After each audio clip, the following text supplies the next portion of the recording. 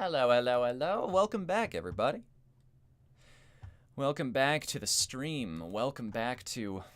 God, it's a big welcome back from me right now.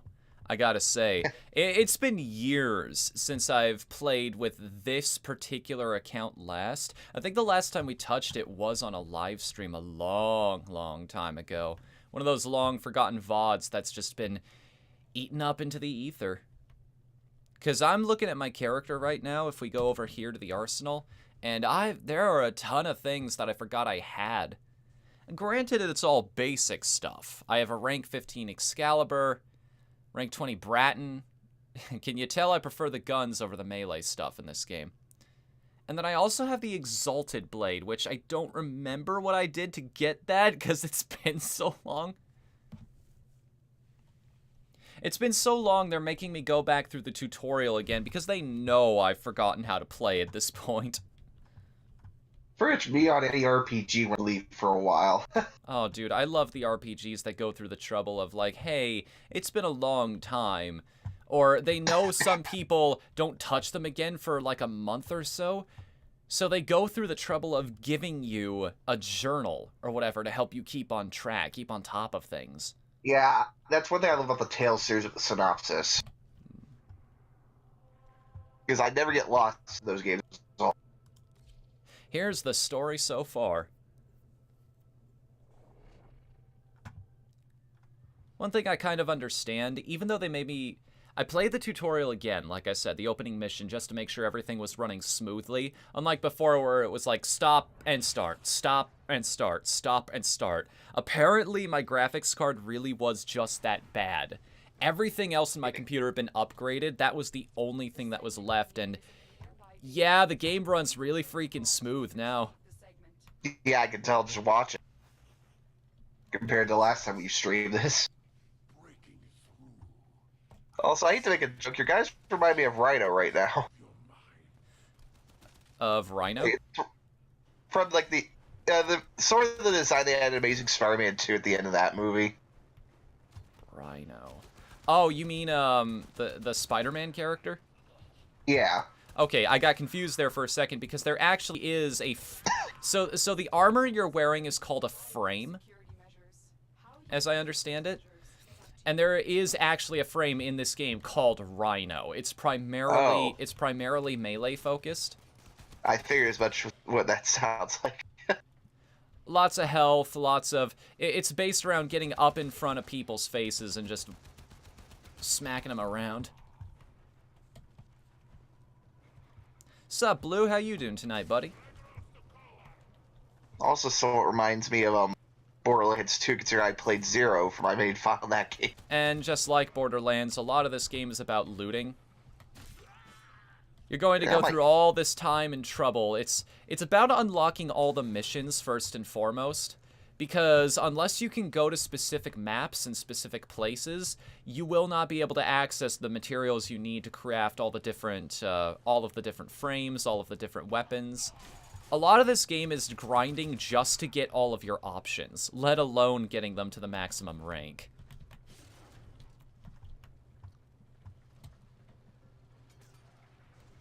Can't complain. Always good. Always good.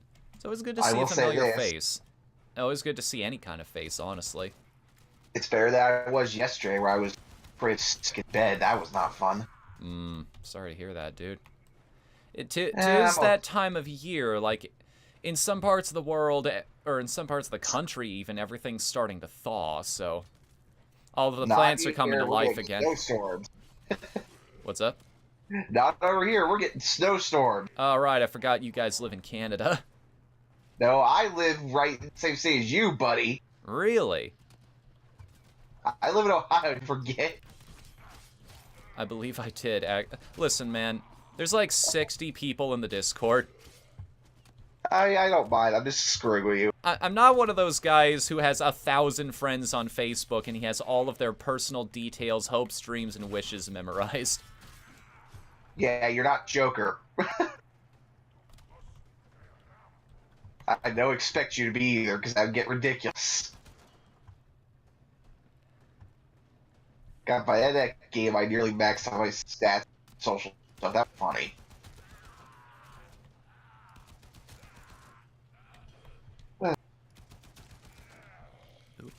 found some loot. You don't see those mods often, but they're nice when you get them. The target console is nearby. If you trigger the alarms now, the enemy will start destroying data. I guess while we're trying to think of stuff to talk about, there's like a thing I've been thinking of lately that's been bugging me a little bit. Oh. In terms of like RPGs, like I've been playing a lot recently. It's weird, like they seem to sort of over time have phased out like having these overworlds for RPG, like to get to one place together. I know they're not my notifications, but I am hearing some notifications. Give me a Is that on your end? I know what it. Yeah, I had to put myself on yellow so people knew I was here earlier. So just give me a minute. There we go. Now it should bother you. Okay.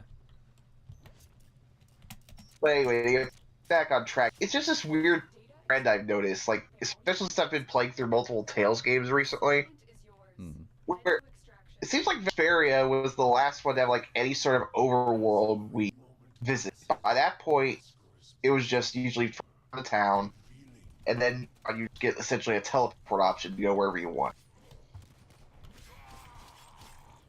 I don't know. It feels kind of like they just didn't want to make a big overworld anymore. What are we talking about? The trend in RPGs of like getting rid of like the giant overworld you can explore and everything. It might just be a stylistic choice. I'd rather have a game that does, like, think of the Yakuza series. That's just one city. Like, not even a whole city. It's like a couple blocks within that city. And yet, it is so densely packed with shit to do and interesting side quests that I think having a super giant open world would be to the game's detriment. That one I can understand. And to be fair, not all. Like, I think Dragon Quest still does the overworld thing, kind of.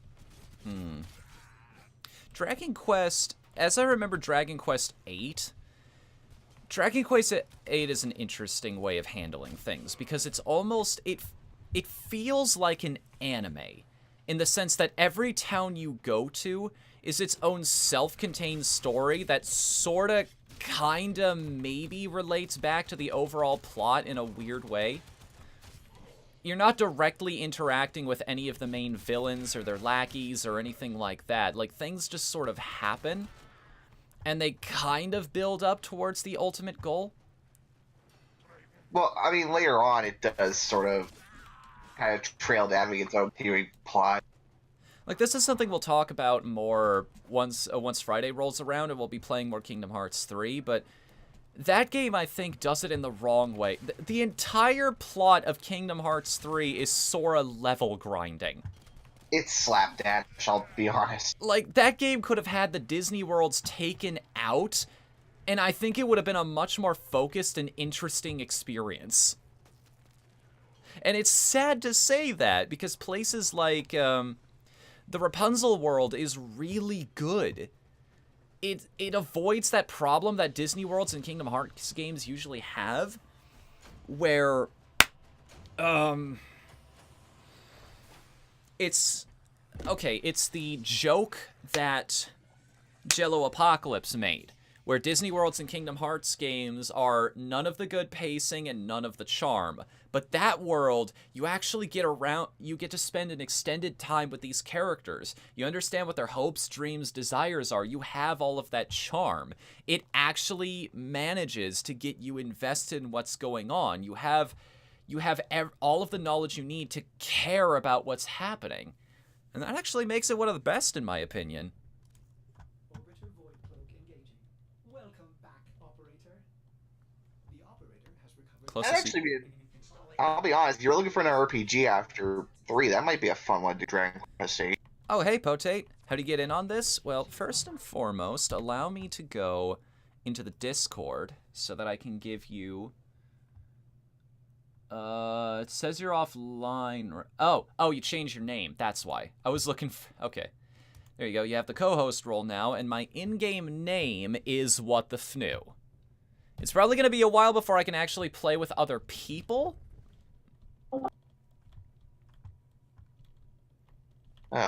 Joined. Dragon. You're still in the tutorial. I was wondering. That looked familiar. Yeah, I am still in the Alright. tutorial. I apologize for that. Are you on PS2 or No, or I'm on sorry, PC. PS2? PS2. Have you fired up the modem for That'd your be- PS2 to get connected to mine? Okay, you joke, but there actually were games on the PS2 that had There online sure were. functionality. Metal Gear Solid 3 could do that, and I tried so hard to get it to work because it let you play as Rumble Rose's characters. That is a game, admittedly, I don't know how to feel about that one. I just remember watching my father playing SOCOM on PS2 online. Yeah, and Or attempting to. You see what Ordis is referring to, operator? Also, Oh, no, Baron I Kugel, haven't welcome to patched chat. this How are game. you doing tonight? As if the PS2 could run this, though. Yeah. I mean, on my old computer, it could run this just fine. But for some reason, after I upgraded just some of the components, it was having none of it. So maybe like an older version of the game they could pull that off. It's sort of like how people have gotten Doom to run on calculators. I'm super curious. They how got far... Doom to run on the touch bar on the MacBook. What? Yeah. Yeah. I'm doing fantastic, Baron. I'm doing absolutely wonderful tonight. It's always great when I get to stream with you guys. I wish I could do it more often, which is probably why I am doing it more often now. 4 streams a week instead of pulling the college, the bare minimum of 2. Side note, Fnu, I don't think you have to worry about getting through the tutorial too quickly because I haven't patched in over a year. Oh. Oh, shit. Like, it occurred to me while I was firing up, like, oh, I'll get ready for the play with... Oh, no. I know that feeling. I've had that happen with a few games I own.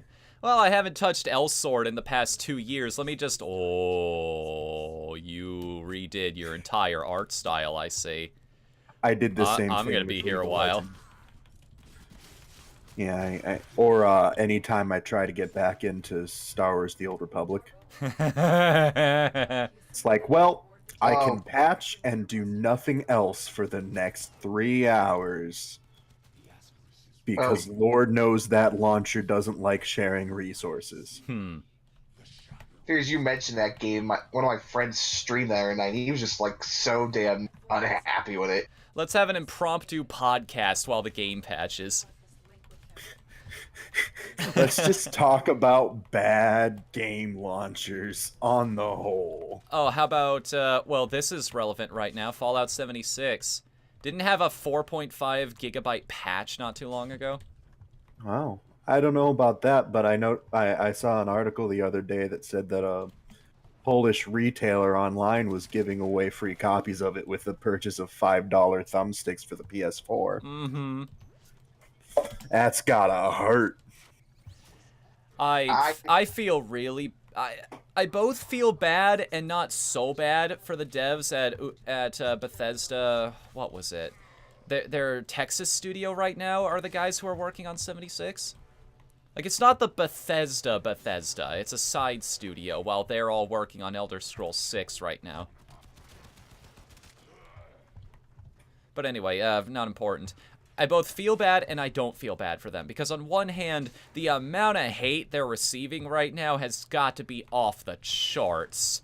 On the other hand, they've kind of brought it on themselves a little bit. Yeah. Kind of like the problems that Anthem is going through right now. Yeah, I was telling Noel about this a second ago, but did you see how the I think it's the VP of the Xbox division of Microsoft was dunking on reviewers publicly on Twitter? No. He was saying, "Wow, this guy doesn't even know how to do a combo." Like, do you even basically? I wish I could read the exact same thing to you, but I'm. Basically, it was to the effect of, this review is invalid. Like, you shouldn't even be talking about video games because you couldn't figure out how to do this one single asinine thing in the game. Like, this guy didn't even know how to do a combo. It's like, I okay. presume they're talking about skill combos, but still, that's really dumb.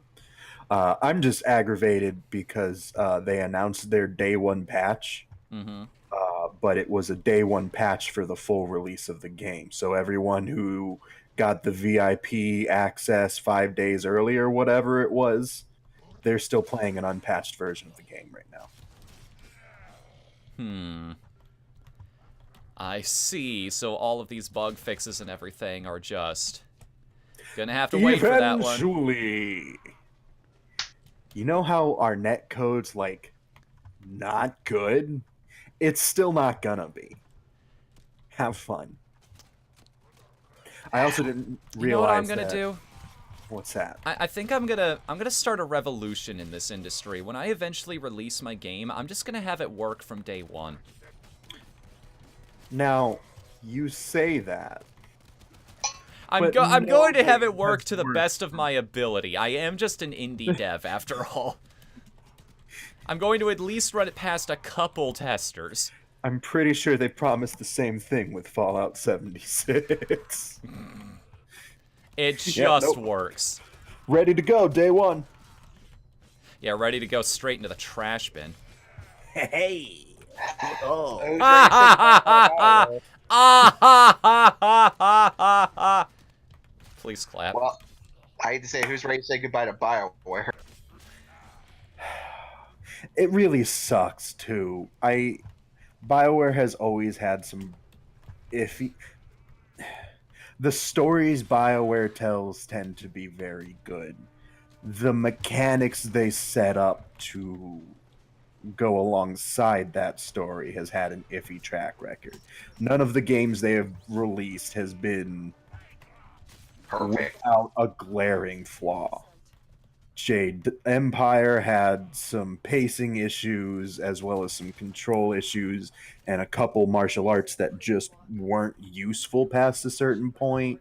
The Dragon Age games have had a series of interface and control issues. Same That's with a the game Mass I Effect games. That's a game I remember really liking, but I haven't touched in years. Jade Empire. Which one? That's on Steam, Yeah. right? So I would not recommend the Steam version unless there's a blurb about it being fixed. I'd get it from Good Old Games or something because the last time I downloaded it as a fresh install, something happened when it got listed. It doesn't download the registry keys for the game. Oh. So you have to make those for the game. And there's a forum which tells you exactly how to do it. But if you just want to start the game and have the game to play, I grab it off of Good Old Games, or I feel like I need to cross myself before saying this, or just download it from Origin. Okay. Okay, so there was another thing that happened not too long ago. I ended up not reading this article for whatever reason, but this was coming from Destructoid. PSA: EA Origin has some personal security problems right now. So I don't know the details, but I suggest looking into that before you do anything with Origin here. That's very fair. Anthem seems like something EA wanted and BioWare didn't. That is also a really fair point. Yeah. Because of that store they've got and all of that nonsense. I saw some people trying to say, hey, it's way better than the Fallout 76 store right now. There are a lot of things better than Fallout 76 right now. That's not exactly a hard bar to set. He has to be here somewhere. Like, do you remember, what was it, the DLC that Nintendo did for, like, all of the free updates that Splatoon got, like, all of these new costumes and pieces of equipment and junk like that, how the DLC packs for Smash Brothers were super comprehensive, like... And the only problem with the DLC pack Smash was when they kept releasing all those costume parts. Like, I'm trying to remember the exact calculations, but I think it was like over $100 to get all the DLC Smash. If you wanted absolutely everything.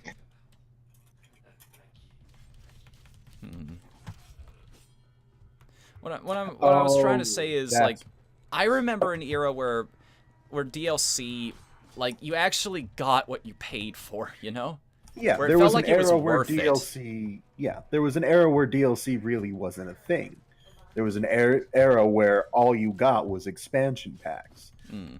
I personally think there's advantages to both, because the issue with an expansion pack is whatever that extra content is, you have to wait for the entire expansion pack. Mm. Which, when it's something like, well, with this expansion pack, they rebalance the game a little bit, edit the interface a little bit, having the option to just push that as a download is much easier. Paid DLC for cosmetic issues, I'm also fine with. It is when it's purely, here's an extra 2 hours of content, that'll be $20. Hmm. And then that 2 hours of content, if you're good at the game, is actually more like an hour to an hour and a half. Yeah. It's like I said, you got to make sure it's worth it. Yeah, absolutely. You got to give people what they pay for. Yeah. Side note, that personal security issue, what it amounts to is everybody check your privacy settings. For some reason, the show my real name on my profile box has been ticked in Origin. Uh-oh. Even if you don't have it active currently, I would go into the client just to be safe, because it allows people to find your account through your real name. Ooh, yeah, that's And vice versa. heck, the reason I don't even about my real name online. Yeah. I mean, I don't have a usually choice either. right now because my name kind of got out there off of this video game that I'm working on, so If it makes you feel any better, I don't know anything about the game or you. Why am I here again? assumedly we're going to play this game together here in a little bit. Oh, right. I just need to make sure I'm able to play co-op also. There was a specific gate, and I don't remember if I reached that or did what I usually do in role-playing games, which is view the main quest from a distance and then go over here and do whatever I feel like. So you're basically me when I play a Tales game. Well, the problem with Tales games is that you have to go over here and do whatever you feel like, because Lord knows there will be an optional side story branch. And if you didn't trigger the right series of events leading up to it, well, you're boned. They did get better with that after Vesperia, I will say that much. That's true. I actually, there was a game I played recently. Sometimes I don't pay attention to quest text. Sometimes I don't really pay attention to, say, the main impetus provided by the quest. And I was playing the game, and what I missed was a detail where I was told, if you go here without a specific blessing, without the blessing of the gods, more or less, you won't survive the fall. And I went there. I went to the entry to what was going to be the final area of the game, and then the credits rolled. Oh shit. There's no, are you sure about this? You can just jump in, and it goes, well, that's the end of the game for you. That's basically the game telling you, hey, don't be stupid. We told you what you needed to do. You opted not to. That's what was at least I can Right, laugh at. non-standard game over. Woo! Yeah, that reminds me about like some of the old ones they used to do, like a 1,000-Year Door. Hey, let's join the villain at the end of the game for no fucking reason. It's okay. Fable did this. Fable both did this better and not better, in the sense that Fable let you go down the evil path and it made sense for you. The problem is, even if you acted like a complete dickhead the entire game, people still acted surprised. Yeah, that's kind of Fable's problem in general, honestly. Like, I think the most, I forget it was 2 or 3 had like that really egregious thing at the end of the game, where the choice bound to, hey, do you want to shoot the villain or have someone else do it?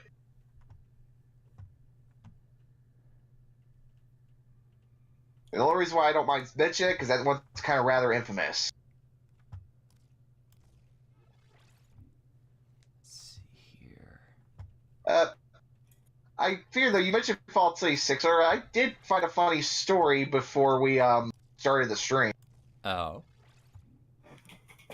They effectively banned their basically biggest player. Yep, a guy who had been... I want to put this into perspective. They banned a guy who had been playing this game for 900 hours up to this point. Somebody crunched the numbers on that. That would mean that he has played the game at least 9 hours a day. Think about that. Every day, consistently, since the release of the game up to this point. I think what makes it even sadder is the fact that in that sort of scenario, the reason for it is just ridiculous. Oh, collected too much shit, you're banned. Yeah, they like this automatic system they've got going on right now to try and catch dupers. It caught him inappropriately. Like, it thought, oh, let's, you're obviously a duper because you've got all of these items that you got legitimately. Again, I kinda don't feel sorry for the flack these guys are catching right now.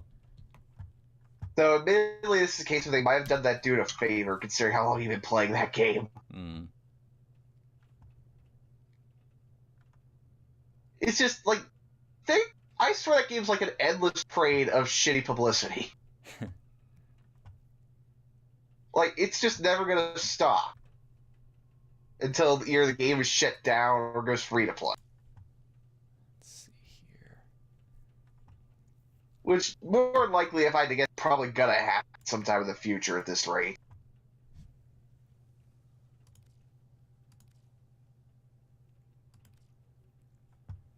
Wow, that's a lot of credits. I think this is part of the reason why I don't buy a lot of AAA games anymore. There's really no point using flawed mods in this game, right? Like, I can just sell these. I want the ones that aren't cracked. Potate? I guess he fell into the void. Crap! Yeah, don't go down there, excess down there.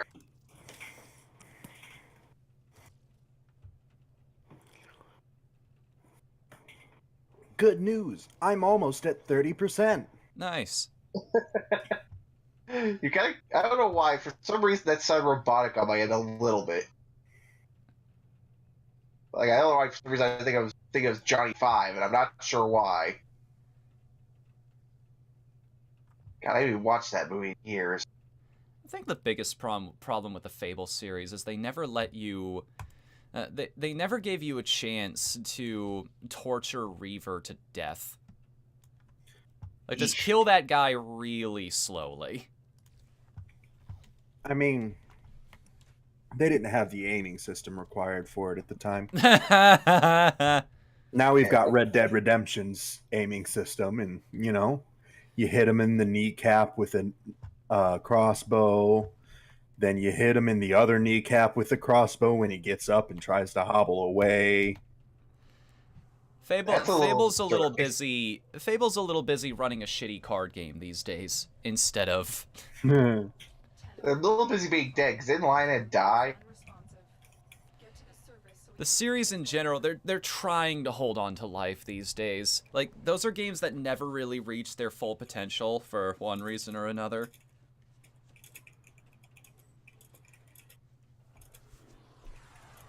That's another weird trend, especially with JRPGs I just found. Oh. Making food look ridiculously good. That's a thing in Japan in general. Like, even anime does that. Food is always... And this is especially a Vanillaware thing. Food is an event in games like Masamune the Demon Blade and Odin's Sphere. Or, sorry, Muramasa. Like, right, Masamune is a completely different thing. The only reason why I actually gave you a flack for that was because I like that game. No, I like that game too. Miramasa. I love just about everything that Vanillaware's put together. Miramasa, There's one more, like, Masamune, one Brave Warrior acceptable Musashi. favorite. What's up? Miramasa, Masamune, Brave Warrior Musashi, it's all the same. That's another scrub right there, Brave Fencer Musashi. I know I shouldn't be a stickler for that stuff, but when I know these games, I'm gonna bring it up. I've actually, It is Fencer! My entire life has been a lie! That's a game I really need to play at some point. I've seen it in action, it looks fun. I have the PS2 sequel, quote-unquote. Oh god, I've seen that. I've The played one through that has dedicated mechanics based around carrying girls to places. Oh. A lot of people seem to hate that one, if I remember correctly. I didn't think it was too bad. It's bland's more, I think, the problem with that one. Like, I think the only thing I really did enjoy for that was the copying techniques thing was brought back fun. If someone can be ridiculously broken.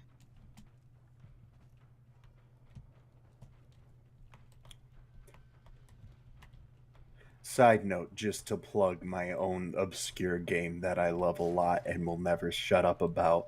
If you ever have the chance to play Steambot Chronicles, play We Steambot actually do Chronicles. own it. I've played the opening bits of it. It gets think I've so played much Shadow, better. What's up? I said I think I played a demo that years ago. That's the closest I've ever gotten to that. I'm definitely interested in the game, and now we have a day of the week specifically devoted to JRPGs. You think I should add it onto the list? I think you should play a little bit of it on your own time just to make sure it's not going to infuriate you. Get through some of the initial combat, I'd say, because combat doesn't show up for a little bit in that game. Got it. Once you're in a Steambot and have fought in a Steambot and have a general feel for it, I would if you like it, I would absolutely add it to the rota. Okay. I mean, I do have that luxury. It's not like a brand new game. I could have a chance to just try it out for a bit before I play it. Absolutely. We're not doing a midnight release or anything like that. Should probably take advantage. It's a weird thing to ask in that case. Since you're mentioning the Steam bar, like that, is it similar to? I know it's a weird game to bring up. Have you ever heard of Solitarobo? Yes, actually. I saw the DS game a long time ago that they released, and I was very interested in trying that. They had a copy of it at my local GameStop for the longest time. I just never had the money to pick it up, and there were other things I wanted to try. I wish I'd bought it now, because that's going for how much these days? I got my copy on launch, so I'm like... What was that game? Solitarobo. If you need me to spell it, I am more than happy. Solitarobo the Red Hunter? Yes, I believe that's it. That's it. It's a good game. I highly recommend it. Never find a way to play it. It definitely does not look similar. Oh, I know the style's not similar. I was saying more... I was reminded of, like, the mech thing. You pilot a mech throughout that game. Yeah. So if you took Solitarobo, removed the furry, and added musical sections, then you have roughly Steambot. That was one of my favorite things to do in that game too, man. You could busk. You'd pull out your harmonica at a bar and you could just play for tips for a little bit. Kind of remind... I hate to bring this game up again, but kind of reminds me of Kingdom Hearts 3. Oh, you need money? Just do some fancy just do some of that flow motion shit on a barrel for a little bit. All the NPCs will be really impressed with you. Look at how cool flow motion is. That actually was one of my favorite... that's a really good little touch. Another one of my favorite little touches is... It's in the Big Hero 6 world. But that world does a really good job of making Sora seem awesome. Which is great, because we're 3 games into this, and we've kind of become attached to this character a little bit. So it's just like, yeah, we have come quite a ways. it sort of pays you back for all the effort that you've done. It gives you that precious sense of pride and accomplishment.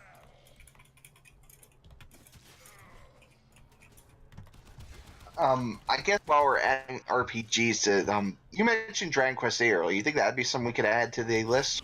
Oh, Dragon Quest VIII would be a long one. I've heard some people recommend I play Dragon Quest XI, but 8 though. 8 is my favorite. Although if I was gonna play 8, I'd have to play the definitive version on DS, wouldn't I? With like the extra character and the extra route you can go down. There's technically 2 extra characters in that one. Oh, interesting. I was just aware of the barbarian type girl. Red, yeah. Basically, they also made it so you can get the guy who runs the monster arena. Oh, I was wondering. He had a player character type aura around him. He's actually really useful, especially if you're grinding for certain things. Okay. Which is your metal killer. Then he has some really fun combat arts. That is always my favorite part of those games, is playing around with ability lists. Starting over an entire run just so I can try out a new weapon with a character and see which one I like more. I will say this, playing through it, I think it's much easier to max out all your combat stats in that game than it was in the... Because I noticed I get a hell of a lot more skill points playing through it. Which I'm fine with that. It means I can actually experiment compared to the original. Where pretty you had to pick one tree and stick to it.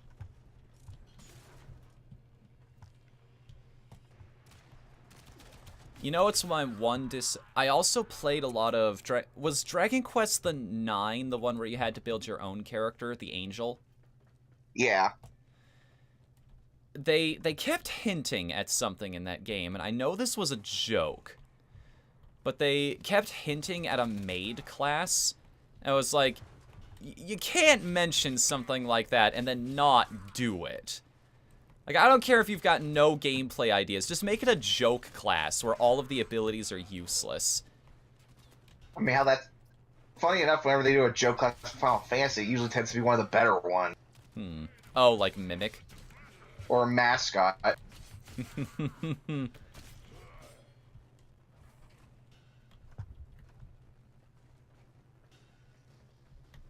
think the main reason I even bring... I will say this with 8, though, also. The only problem I had with the 3DS port was something they did early on when it came out. Oh.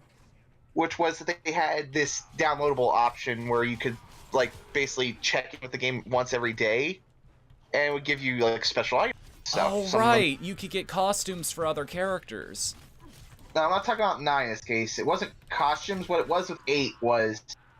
Oh, 8. Sorry. You could get certain items through that. Now, the main thing here was that some of those items were exclusive to the download store, the download thing. And since they shut down that option now, you can no longer get...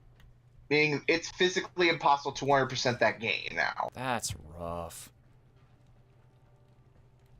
Funny story, though, if you did have that option, you could get a sword that pretty much would take care of you through most of the game. Huh. You want to know what it was? What? Erdrick's sword. Of course. Of course. I'm only do these games still do the thing where you can't name your character Erdrick?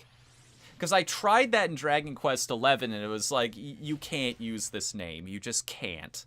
Yeah, I think 8 does that too. Though I've never tested it to be sure. Mainly when it comes to Dragon Quest 8 was the first one I started with, back on PS2. See, there was that, there was 9, Dragon Quest Monsters, Joker. I need to get around to playing more of them, honestly. Foundry restored. Here, the operator will craft many powerful weapons and Ooh. tools. Exact revenge for Ooh. to expand your arsenal. I actually have enough materials just lying around in my inventory here to create some, I both have the blueprints and I have the materials to make some of the parts for Nova. Nice.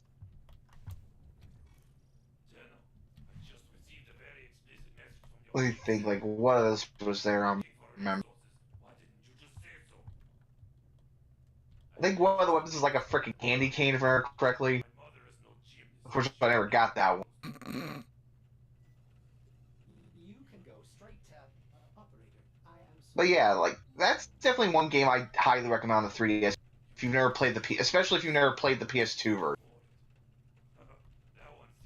Because, like, I think the only thing that's not so good about the 3DS version is the music is not the orchestral music they used in the original PS2 copy. Hmm. It's sort of like a hybrid of it and the MIDI music they used in the original Japanese.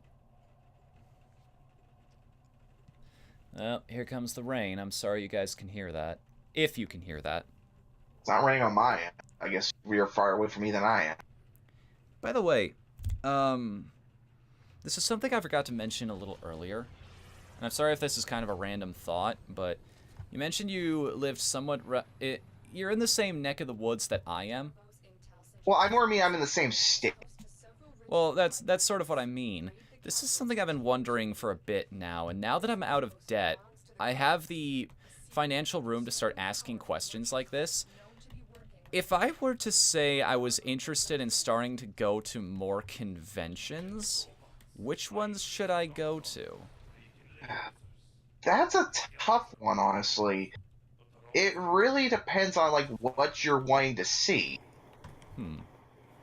Like, the ones I know off the top of I know at least 4 cons off the top of my head that are in this area, but the problem is all those are your anime cons or furry.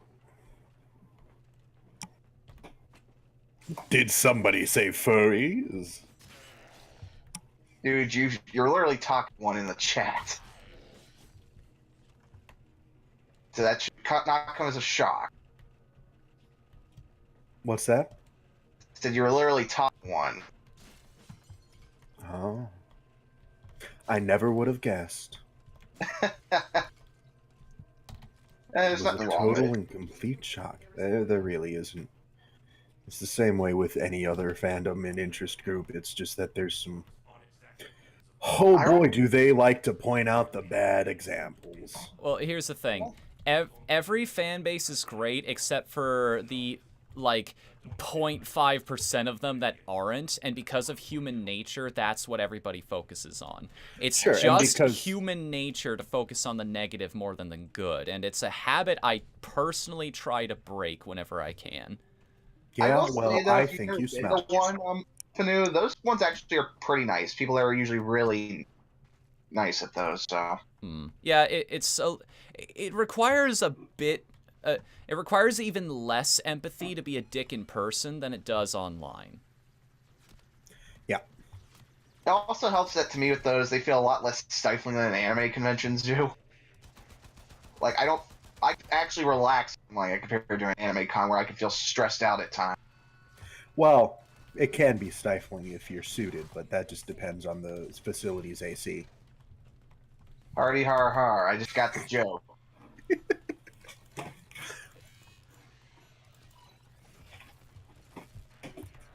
My only real experience with furries is that after a local comic convention, or actually shortly before, I was talking with someone about possibly attending, and they said, just make sure you go to the official after party for the convention, and don't go to any side ones unless you're looking for something specific. And I went, what do you mean? And they said, have you ever heard of furries before? And I went, I understand what you mean. Well, I have no idea what you're talking about. It's like you're Marvel and I'm DC. I know exactly what you're talking about. I'll pretty much mention this. The one I go to is pretty much mostly family friendly. Like, basically, you're not going to see that kind of stuff out in the open. Oh, I'm sure. I just would prefer not to worry about whether or not that would be taken privately either. Well, you don't have to worry about it at all, honestly, at the one I go to. Like, I'm not knocking anyone. I'm just I Hope- don't blame you. Even people in the fandom make those jokes. So By the way, My- no matter what type of convention you go to, remember good etiquette. Also, Deodorant does not count as a shower. yeah. Body Yeah. spray does not count as a shower. Take In an general. actual shower before you go to the convention floor. Be considerate of the people around you. I'm lucky I've never had to deal with anything like that. Thank Christ. Because Confunk sucks. Yeah. Side note, in Flu general, sucks. Like, Yes, that's it another thing. Make sure you take plenty of disinfectant with you. yeah. Yeah, unfortunately, I've Hand popped sanitizer. flu once or twice. It's not fun. Like, pop a few airborne on the trip there. Make sure you drink your orange juice for breakfast every morning. Do what you have to. And in general, don't wear a strong scent to a convention space. It's Also- a bad time. When it comes to the cosplayers, be mindful. Yeah, don't take pictures without explicit permission. Yeah. That's gross. Also, don't try to go up and hug them or anything without permission.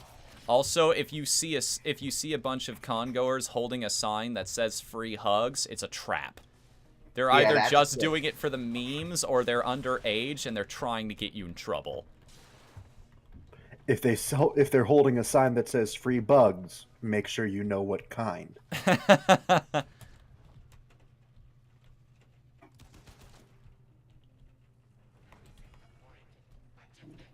Last time I got scorpions, it wasn't a good time.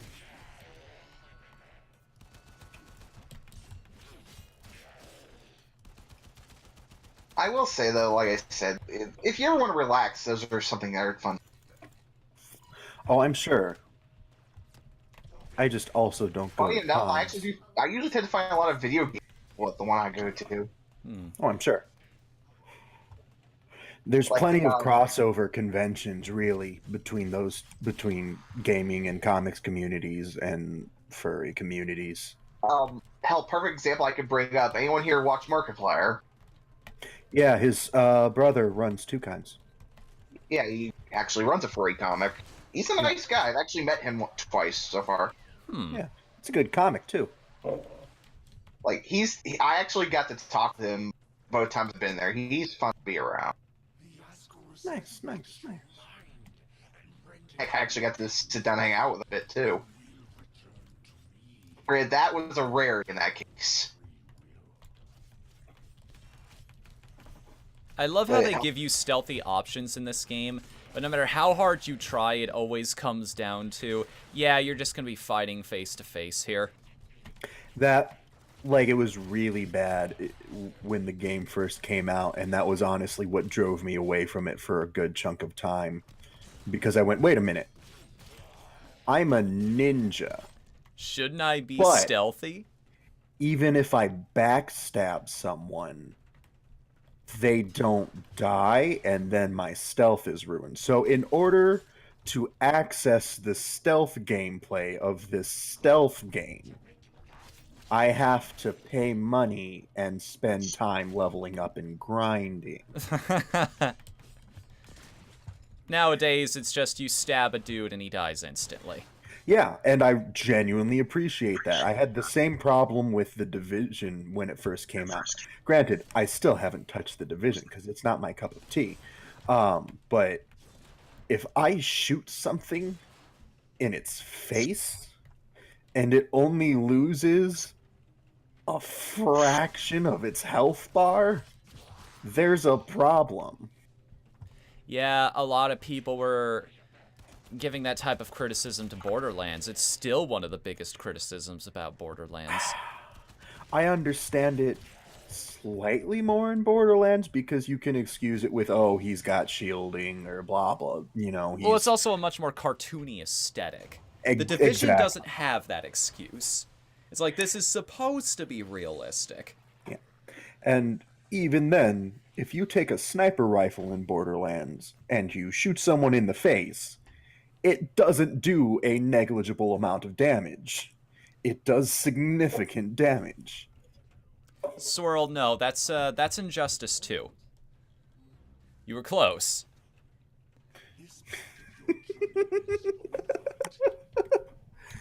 Oh, hey, it's Mushroom Man.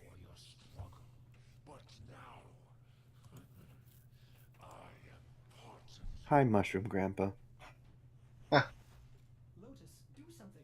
Help the operator. Let me think, like, what else?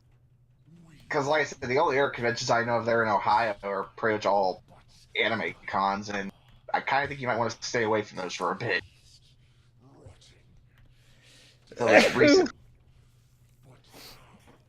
And I'm just... You mentioned Chrome in the future, and all I can think of now is that one SpongeBob gag. Future! Future. Oh, God. I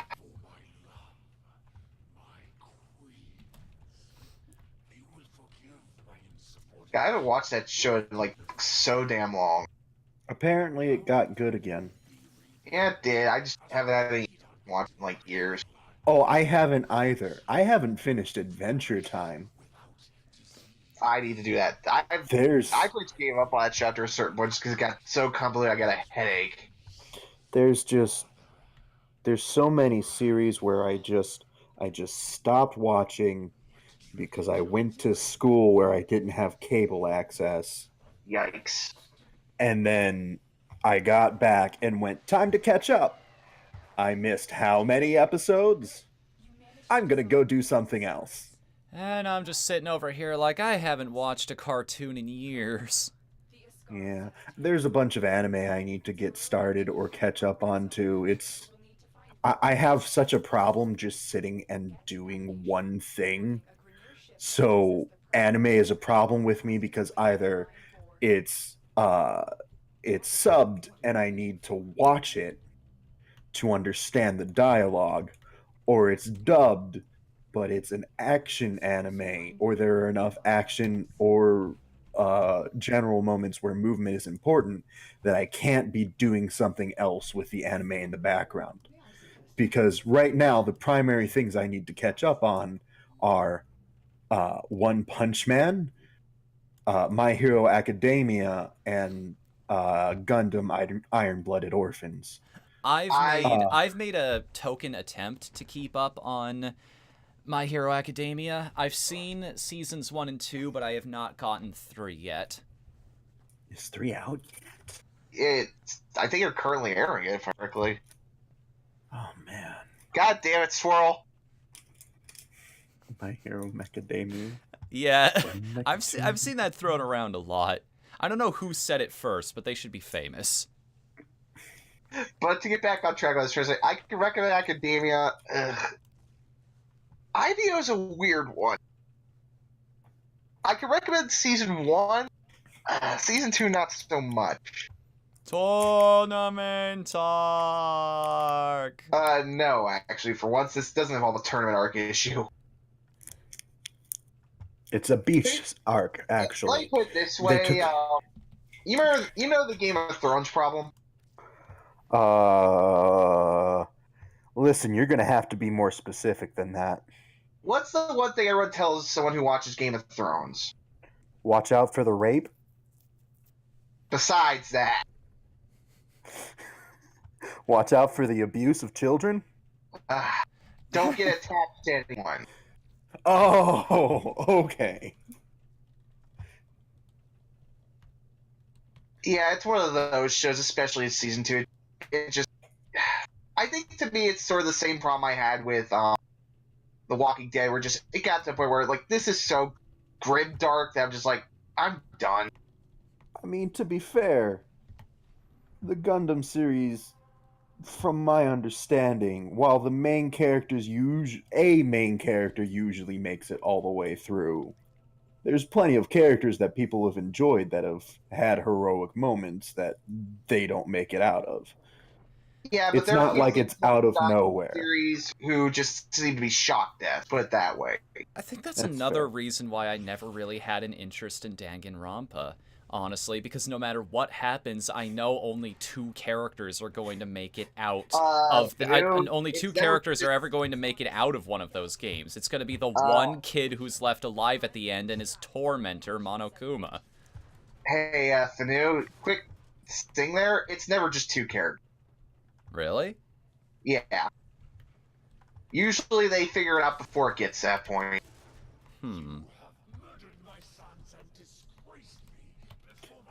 I had the same issue with Gurren Lagann got me like that. Yeah, I don't blame you on that one. It was just, oh, this, oh. That was a problem Okay, well, kind surely of nothing bad will happen to to that, this though. character. My main problem with like the latter half of Gurren Lagann is that effectively during that, it seemed like at some point they just had all these characters they didn't know what to do with, so they decided, hey, let's kill a bunch of them off near the end of the show. That's a common problem with anime in general. It didn't help that the latter seasons of Gurren Lagann, for me, happened right after I finished watching Now and Then Here and There. Oh, God, that one's depressing. Yeah! So, like, I was like, okay, you know what? I'm gonna go to this action anime that I've been watching.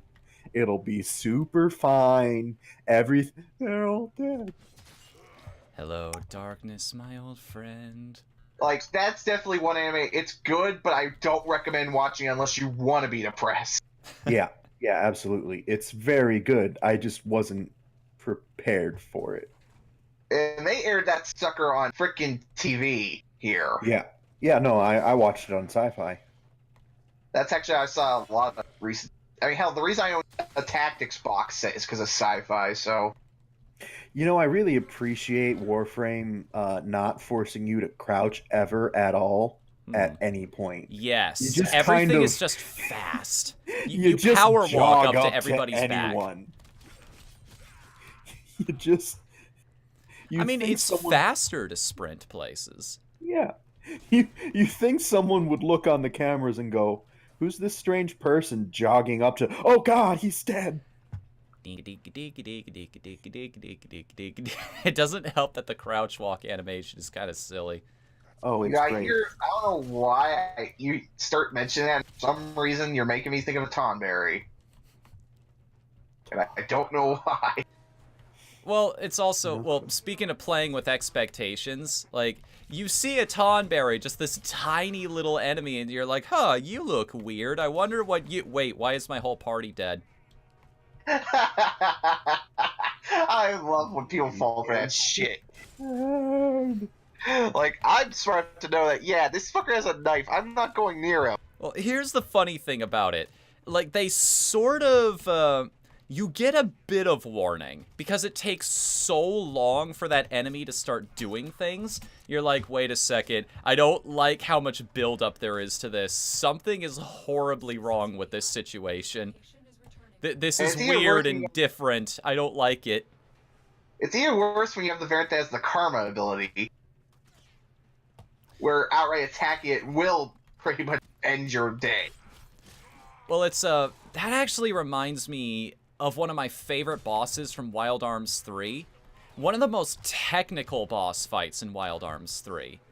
There's an enemy in that game where every time, no matter how much damage it is, any damage a character does to him in one turn, he will return right back at them.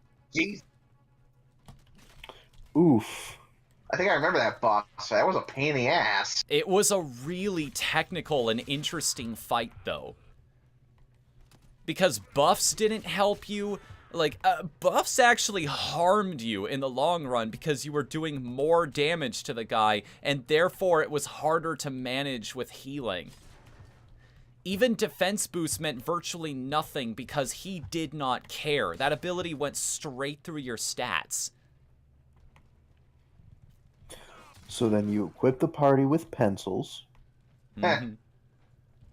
Great. Now you just got me imagining freaking Virginia trying to throw pencils at the target. Okay, You actually just reminded me of an idea that we had a long, long time ago here in Team Pizza. We're still going to work on this one of the day, but imagine a turn-based strategy-style game like Disgaea, like the grid walking and whatnot.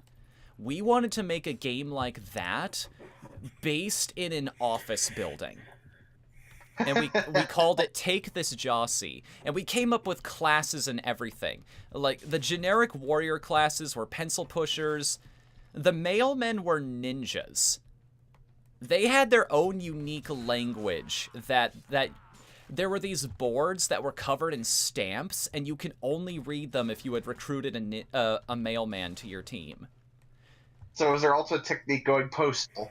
Well, something like that. They had a delivery ability, and it could be they could inflict any number of different status effects depending on what the person got in the mail that day. And if they happened to, because this job was essentially, okay, so how this office building worked was, in order to get a promotion, you had to defeat your boss in combat. So you had to outsmart their army, basically.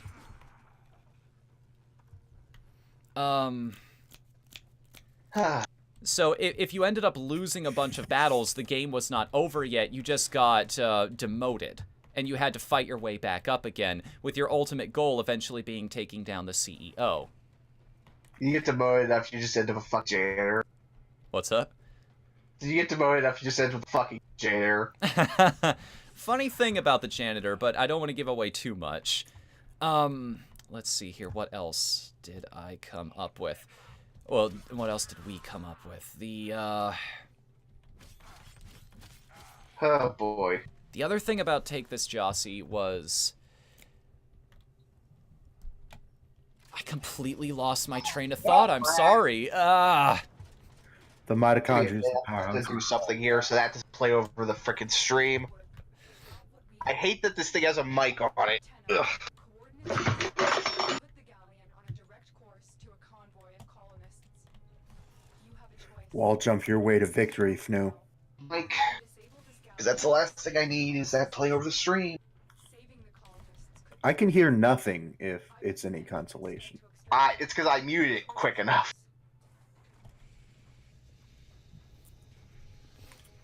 No, I just mean in general. I can't hear anything. Oh, the game's a little quiet. No, I mean I'm actually deaf. I've just been guessing this whole time. You've been making some pretty good guesses. Yeah, no, pepperoni's my favorite. You've reached the ship's power systems. Destroy the reactor.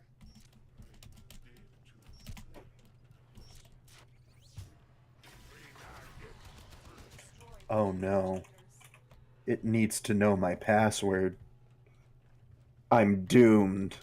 You forget what your password was after all this time? I haven't played for over a year. See, this is why I use the same collection of passwords for different places. There are different ones, and the really important ones, like my bank password, aren't shared with anything. Those are wholly unique passwords that aren't used anywhere else, because those are the ones that, if I was subject to a hack attack, if I lost those, my life would be ruined. So for everything that's kind of inconsequential, like MMOs and whatnot, those ones I just have a small collection. I probably shouldn't be saying that online, but then again, they're really good passwords. The kind that would take a machine about 100 years to guess, so... Doors are locked. Time to break in. Like, have you heard about this before? Like, you know how to make a really good password, right? Because a lot of websites actually get this wrong. No, I'm not sure what you're talking about. So it's actually way safer to make a password that is 4 random words instead of a shorter one that has like numbers and symbols and whatnot. Oh, sure. The numbers only provide 10... Think of it this way. With letters, there are 26 different things that a computer has to guess. 26 different points of... God, what's the term? Encryption? No, that's not it. Basically, it increases your chance of being more and more difficult to guess because it has more things that it has to run through. Gotcha. If it's a number, there's only 10 things it has to guess through before it figures out what it is. So if you have, because of how the math works out, even if you had a high-end computer that was making 1,000 guesses every single minute or something like that, if you have 4 words that are at least 5 characters each, it would take it close to 80 years to crack your one password.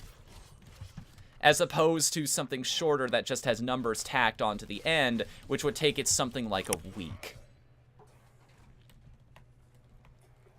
Like, somehow we've... And yet, there are tons of websites out there that recommend, hey, why don't you just include a word, make sure it has some numbers in it, make sure it has a special symbol in there somewhere. Like, somehow we've come up with a situation where society recommends we use passwords that are easy for computers to guess and hard for humans to remember. It's insane, dude. Ugh.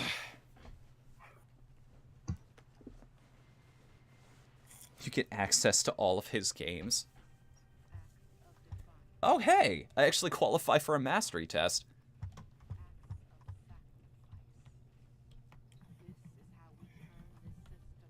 What they don't tell you about is that it's actually just you sitting at a desk and taking a written test for 12 hours. A ninja has to also be... has to be book smart as well as sword smart. Oh, dip dang. I forgot that I have a ding dang banshee unlocked. Oh? It's my favorite Warframe because they get a bow and arrow.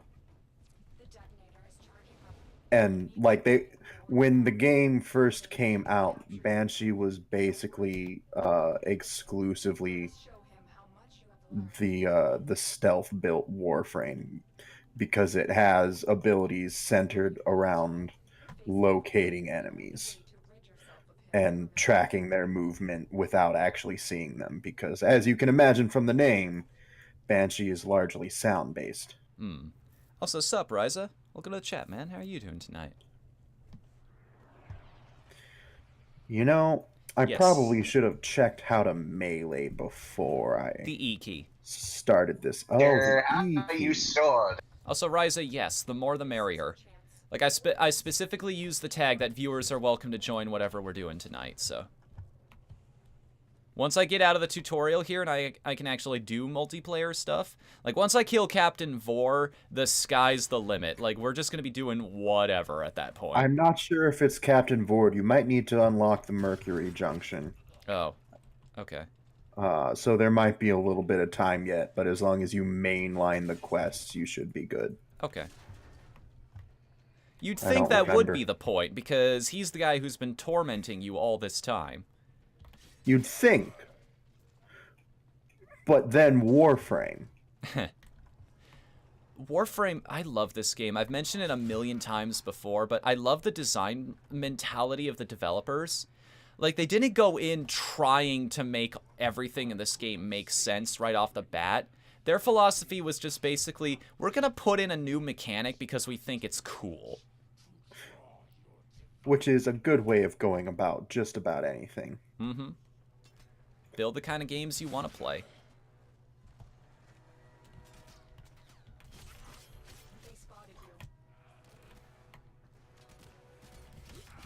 No shit, Lotus?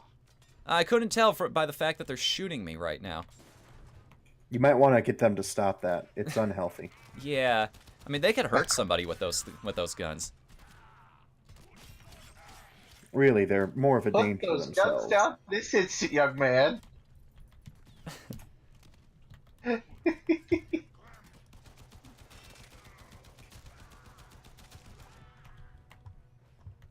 My favorite is still the spy from Team Fortress 2. I do believe I'm on fire.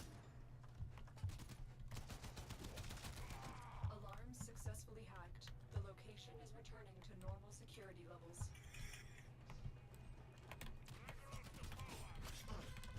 So there is fall damage in this game, correct? I should try to Possi- avoid shortcuts where I can. I don't think fall damage is that much of an issue. Okay. It's somewhere between Borderlands and Dragon Age Inquisition, Okay. which is to say somewhere between nothing and negligible. Well, negligible up to a point. At least it's like freaking I think it was Blast Raster Zero, where the fall damage that game is ridiculous. Spelunker. Beep beep beep beep beep beep beep. Freaking Spelunky. Well, not Spelunky, Spelunker. Like this You're old. awful. That game is actually. I think Spelunker was partially inspired by that game. Spelunker has this weird legacy that it's left behind in Japanese culture because it was this super unforgiving platformer about a miner. Like an actual miner, the guy who digs up coal and whatnot from the ground below. But the problem with that game is the fall damage was insane. If you fell like a couple pixels to the ground, it would kill you. That's pretty much freaking Blast Raster Zero. That game pulled no punches. I mean, great. You only have to worry about that if you're playing as the main character. If you're playing as any of the DLC, you're fine. I don't know There's how no- that guy didn't see me. I'm sorry, that just blew my mind right there. Like, again, going back to Team Fortress 2, I essentially just pulled a trick stab on that guy. I matadored him.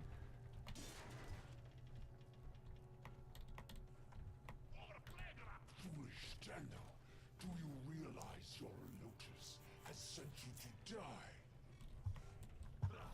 Your corpse will serve us well.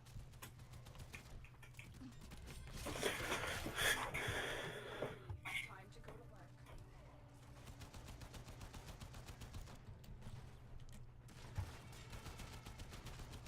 Ah, You will join us, one way or another. also learning a few things about this game I bought. What's up? You remember how I mentioned earlier the Tales series is getting much better at like helping you with side quests and stuff over the years? Mm-hmm.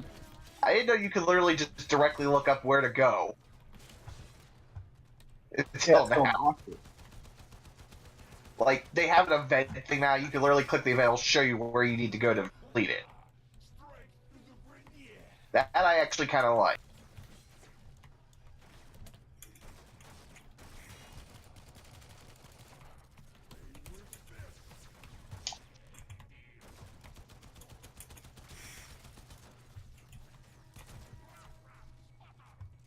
Wait, no. I'm trying to remember. Is Warframe free to play or not? Warframe is free, yes. If that was on PS4, I wonder if I could down. If that's the case, I might be able to play, guys. It's, I don't know. Is there crossplay now? Because they recently I- allowed you to transfer progress from one account to the other. I mean, if there's no crossplay, I'm not going to bother, because, you know, you're a little Sony, but... I keep forgetting that I'm playing on Sony, and Sony is basically anti-crossplay the game. Tenno, look. The Ascar's dead. I don't know. I think they rather like cosplay. Hmm. Done here. Go to extraction. You know, what kind of company would actively promote bullying to its own cosplayers? Jesus, these jokes. What do you think? What do you think this is? Magic or? Wait, what? Okay. It's a thing? So you heard about that whole situation with the quartering, right? I did not. Well, This I was a remember. year or two back. He basically... A guy assaulted him, if I remember correctly is what it was. No, okay. That's a completely different situation with the quartering. Okay. So this guy just kind of attracts controversy to him, but there was this whole situation where he was banned from Magic the Gathering tournaments and whatnot for the longest time.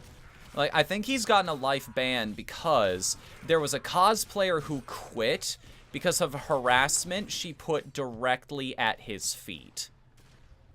Like, it's both him fanning the flames and everybody following suit because he's not an unpopular dude. He has a following, and people, when he started making fun of her, all of his fan base followed suit, and she just like, it's not worth it anymore. Like, for the sake of my sanity, I just can't do this. Like, I can't subject myself to this any longer. I do think he has nowadays told people, yeah, don't fucking do that. Yeah, but the problem is that he did that. That's one of those where when it starts actively, and I mean, just from a business perspective, if someone is actively pushing away people who will attract more interest to your property, it's a problem. You've done it, Tenno. Vor's a scholar. Honestly, it makes you wonder why. You are free now. Like, I've seen rabid fan base, how rabid they get, but it's just one of those cases you gotta wonder why the internet has this sort of mentality of attack. And we have seen that the corpus have begun amassing. I can smell dinner being made downstairs. So I'm going to answer your other question. Relating to the guy who punched him, what happened with that is he was just hanging out in a bar, and this guy comes out of nowhere, socks him clean in the face. I don't know if he hit him multiple times, but this is a dude who is... the important details to this is that he's in charge of a self-defense center, and he has been very aggressive on social media. He's straight up made indirect threats to people and movements. It's like, I'm not afraid. I would rise up if I had the chance. I would just straight up, like, beat the shit out of these guys if it... And so it's like, I don't know if there's any video of the event, or we would have seen it by now, but basically the quartering is taking this dude to court because the convention he was at the time banned him for getting assaulted, which is bullshit. Well, no, they both got banned for that. It's just basically, like I said, he got banned literally for being the victim. All because essentially the con hates him because of his view. I mean, to be fair, that was also like the standing orders for any type of fighting in the school I went to, but that doesn't mean that it's a good idea. It just means it's the idea they had. I'm personally neutral on the guy. Like, I'll watch his stuff, but I'm not like a... There you go, and usually it's only like if he has a topic that's worth watching. If you want to join the call, Ryza, you are free to. Okay, should I take my mastery rank up test now or wait until I've leveled up a bit? I don't know that. If you want me to join the call, you're gonna have to fix something real quick. What's that?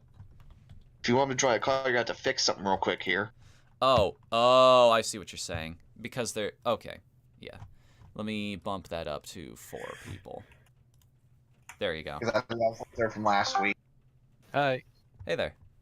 Hello. I'm not adding anyone else in here, though. Like, Okay. four is a crowd. So don't worry. The first mastery rank is very easy. It's just kill people with your gun. I With your brother. believe this is the silver rank test, is what I qualify for now. Then that is just your secondary. Okay.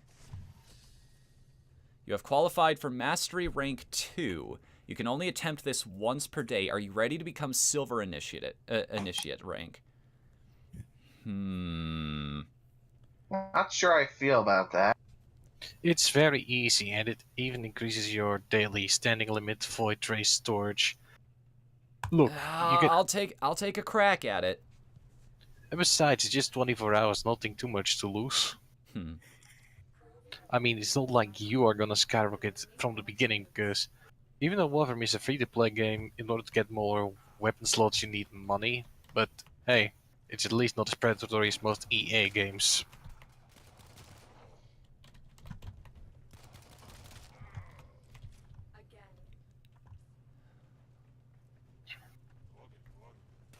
So, are you happy you can finally run Warframe on your PC? I mean, it's a fun game. I enjoy Warframe, I just don't have the time for it.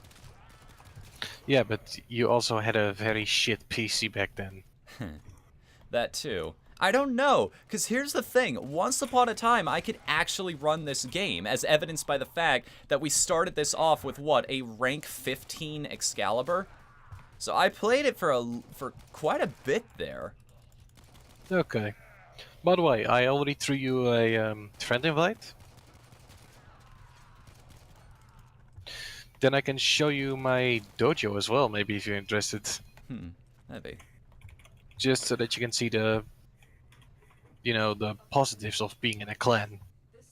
And who knows, maybe you can make your own clan then, and then make it the Domino's pizza. I'd probably Oh, but just call it Team Pizza. Or Pizza Boy's Hideout. Oh Lord, why did that pop into my head? Because you're a sick man. No, in this case, it's me thinking of Twisted Metal. Yeah, Ooh. because you're a sick man. For some reason, 4 literally had a character named Pizza Boy. Well, yeah, because he was the pizza boy. He's also like one of the Yes. most annoying characters in that freaking game. He had yet to pass his mastery and become the pizza man. Looking for something new? Yeah, I had a couple blueprints before. For some reason, I was getting blueprints for Nova, and I don't remember why. Oh, she's one of the earlier Warframes you can unlock. Alongside Rhino. Okay. Yeah, I also have a Rhino blueprint, but I can make his neuroptics. I would need neural sensors if I wanted to work on Nova, but I can at least make it their chassis. I don't know. If you want, I can help you try unlock her, either one. Well, let's. Well, I need to actually get you guys now. Like, I need to get to the point in the story where we can actually play together. So. You'd killed 4 already, right? Yes, I just killed 4. Then you're ready to go play with anyone. Oh, Okay, so I thought you had to alerts- pass the Mercury Junction to unlock co-op. Oh, I thought. I'm not saying that that's what that is. I'm just saying I thought that was a requirement. no, you can even, if I remember right, you can play with each other even before you killed 4. That Neat. All right. Well, let's see what I've got then. I also could have sworn that Breton means something. I know it makes an appearance in Deus Ex, and I could have sworn it was like Czech or something for brother, which is funny if it is. Where do I check my mail in this game? communication. Communication. Press. Friends. Oh, look at that. Yes, I will accept that friend request. Aww. Oh, look at that. I What? still, Adamsk777 and Tunican are both on my friends list from way back in the day. Wow. Tuna hasn't played in almost a year. I believe that's Darklord Return, too, is the other person on this list. And he hasn't played in almost 3 years.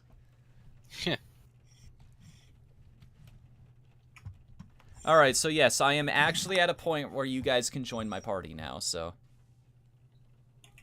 We are A-O good. Get in while the getting's hot, or whatever the kids say. Yes. Add friend. There's the button I was looking for. Hey, Fnu, wanna see a cool trick? Sure. Okay, join me. Hang on.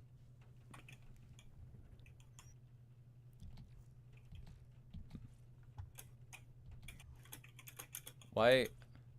Press escape and do like with the bottom. Oh, I see. Yo, shit. Now, look at this. Excuse me, I'm gonna take care of something real quick. Okay. Wait, shouldn't I be the one running the game right now? That way I can actually accept Potate's friend request and then he can join the party? Oh, he can join off of me as well. If you are already in my party, then Okay. he can join you. All right, fair enough. I have sent a friend request, I think. There's no capitalization in your username, correct? There is a capital W. But Well, it should, someone just got a but it real should weird still friend get to me regardless. Yep, I got it. Alright. I got it. Awesome. Karkadon, Okay. right? Yeah. Yeah. We're just Oh. never gonna let it go, are we? We are not. It's Well, this or Dark Side. Have Phil, I take have the I point. told that story on stream before? What? The reason behind the "you are big gay" joke? Nope. Okay, so I got an email a little ways ago from marketplace.tf, Mm-hmm. and basically it just says, "Hey, Whatthefnu, you are big gay."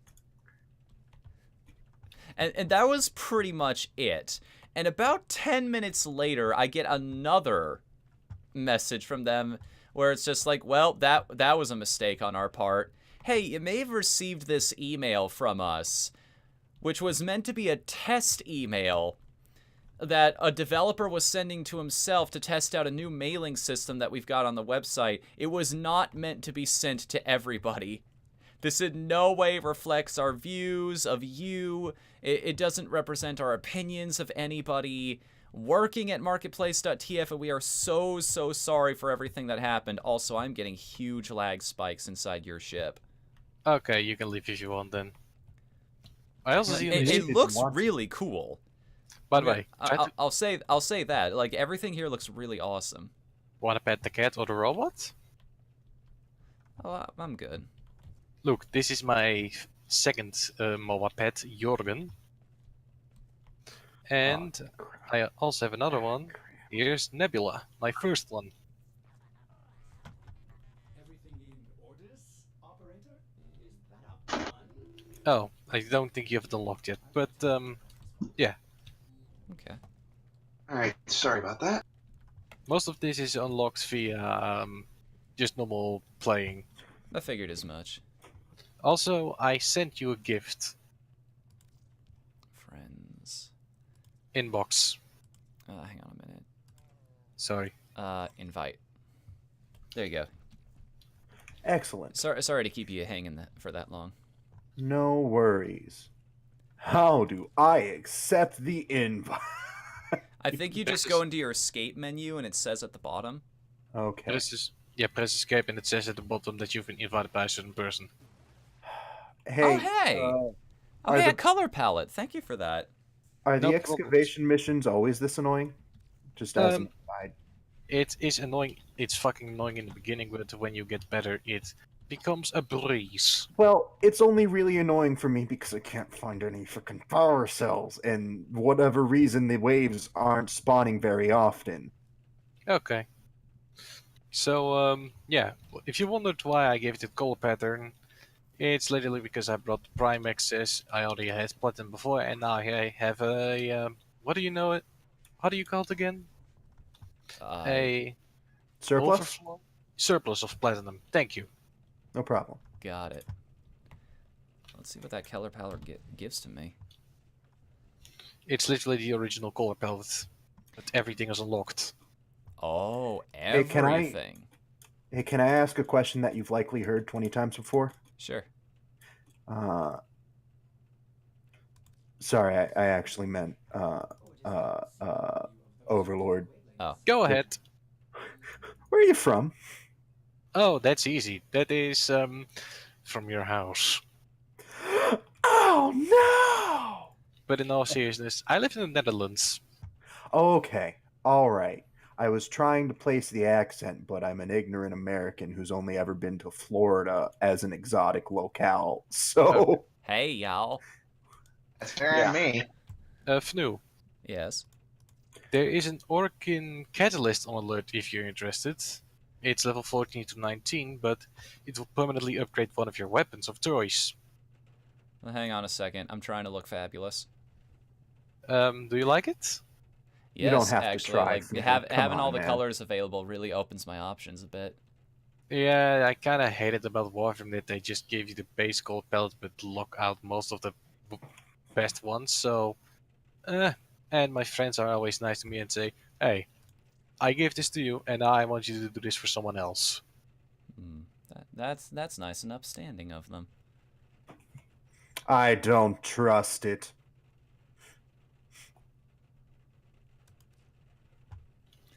I don't know what I'm really going for here, but A girly's color skin.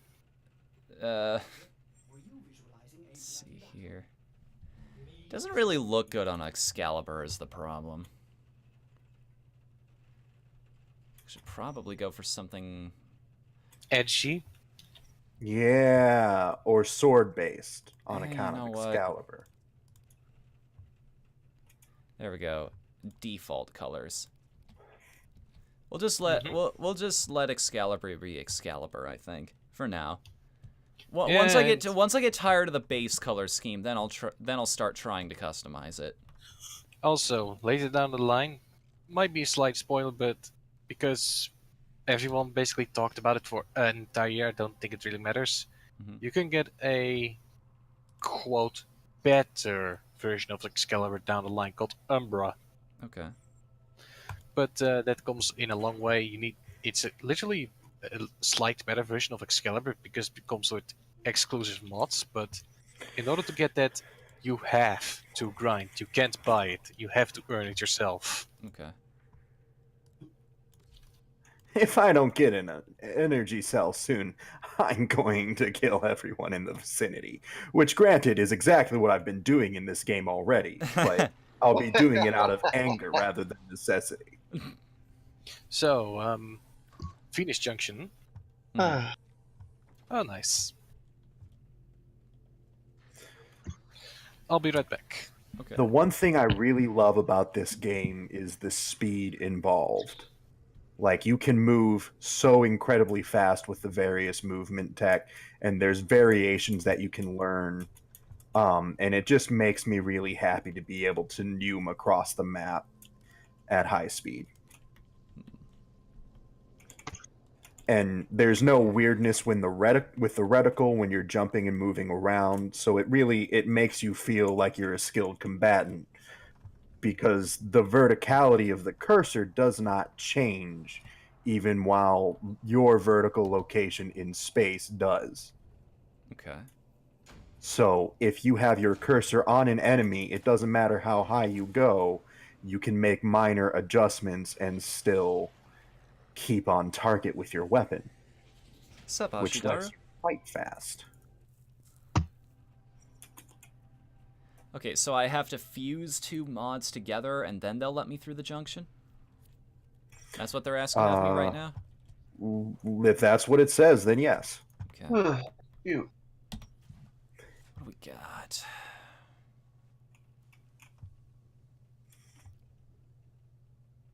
What do we have? Do I have two identical mods that I can fuse together? Yes, actually, I have two organ shatters. Organ Shatterer? That's just a Taco Bell double chalupa.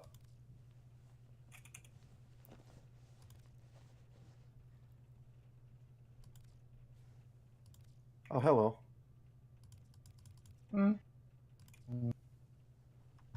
I ran into an enemy. Right now, I'm It was getting a bad time for him.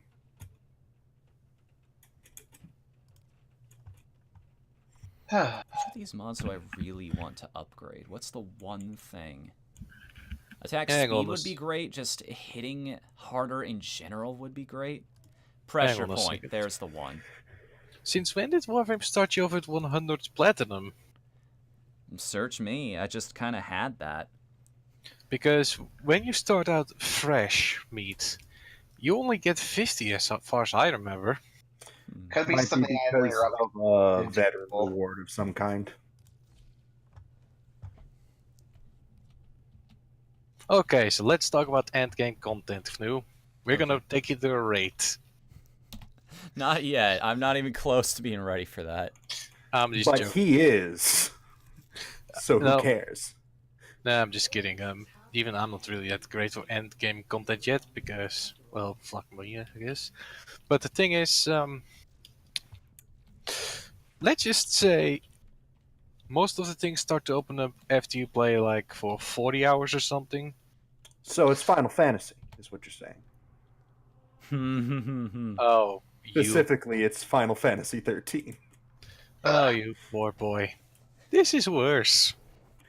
Warframe is a game. Warframe is a wiki game. To Oh, get absolutely. everything in here, you are going to have to consult what the internet tells you. Well, actually, not really. You only really need to use the wiki if you're going to go for prime farming.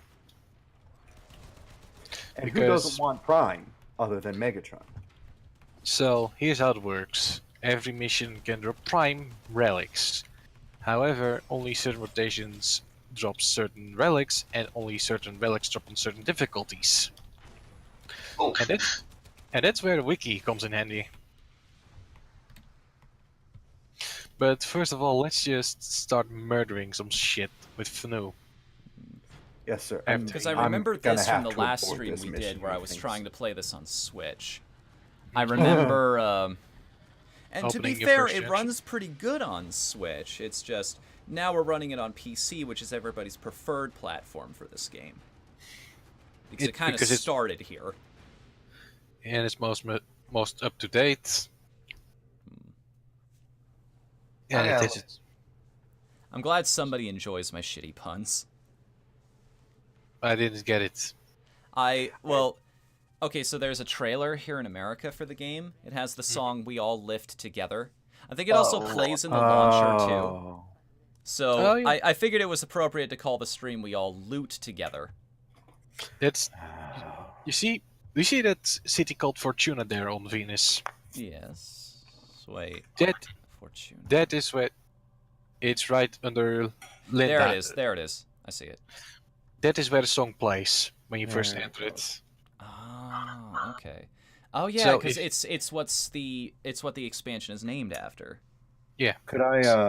Could I get a second invite? I apologize. I was trying to finish that mission quickly, but surprise. You can That- alternatively, I think, join him via the friends menu. Oh. Yeah, it But- says you're still in the party. Me? Does? Wait, are you? Hang Join on. session. No, Session not found. FNU. Do you maybe have it on invite only? And by the way, if you press escape and just go to the startup menu, Mhm. look left up. If it's only you, your name, then nobody's with you. well, crap. Do you maybe have your session to invite only? Oh wait, no, it's a global Wait, ball. friends only. Friends only. Here we go. Okay. Okay, here we go. I have it set it to friends only. Okay. Hi. Communication. Who the hell just went Kermit there for a second? It is me. Hey ho, Kermit the Frog here. Hey ho, Kermit the Frog here. So what's the deal with airline food? That wasn't even Kermit. I need to go to Kokomo. It's actually pretty good. Really? Yeah, that's actually not far off. Yeah. This figure. Oh fuck! Screwed my Okay. foot. I Okay, screwed here that one up. I go. This might be a little bit crass, but if you are gay, then that's okay. Because hey, I'd like you anyway. Why are there so many songs about rainbows? And what's Okay. on the other So I can side? do either one of two things. I can either gimp myself and shoot myself in the foot by basically taking some mods off so that it becomes more balanced, or I can bring something you want. Hang on a second. Trying to figure out where Fossa is. Oh, Oh, there it is. There it is. I see it. Okay. So basically, my goal for now is just to unlock all of the junctions in between planets. Yeah. And in order That- to get to the next level, first I have to beat E-Gate, and then Unda, and then Killiken, then we go to Aphrodite, and then I can take on Fossa, right? Actually, you can already access Fossa, it seems. Oh, well, how about that? So the boss of that level is called the Jackal, Okay. and he kind of has this little problem where new guys get stuck on him. The trick is you need to hit the joints on his legs, and then he goes into a vulnerable phase. Okay. Do they tell you that's what you need to do at any point? I think they No. telegraph it a little bit via mechanics. You know, Actually, personally, they never really happened to me, but when you just look at people just shooting in general, you'll get the idea. Now, here's my question. Why can't I access Fortuna yet? That's because you need to do Linda first. Okay. Well, let's go Which do that. is Unda. Oh, that's a spy. Spy. Can we not get caught then? No, the point of being a spy is to get the intelligence. Oh, alright. So I'm still allowed to kill people. Got it. Yep, you're allowed to kill people, but I'm gonna bring a master thief with me.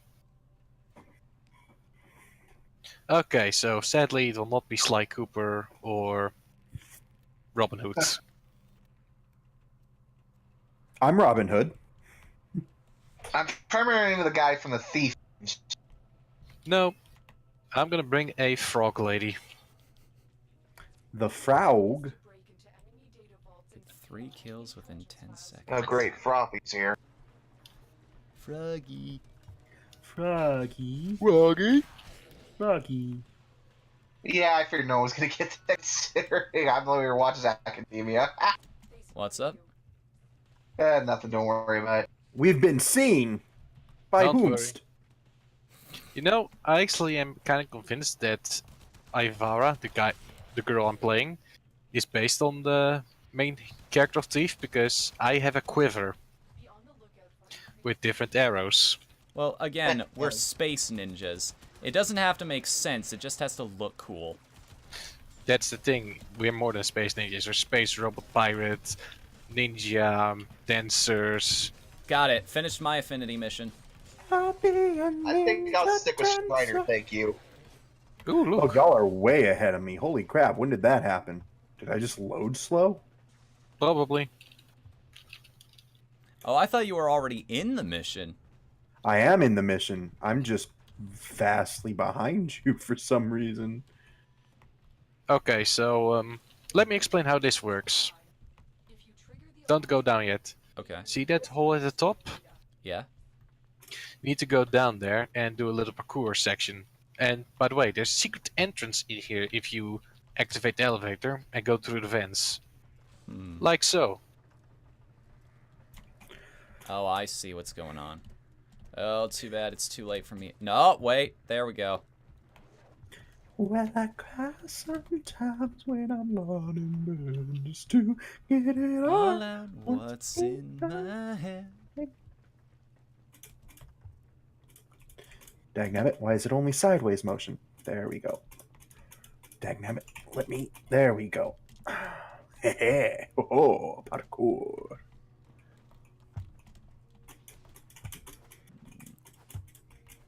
I'm trying to figure out myself, honestly. If you went via... It's literally just you go via the top of the tower down. Yeah, there we go. I've figured it out now.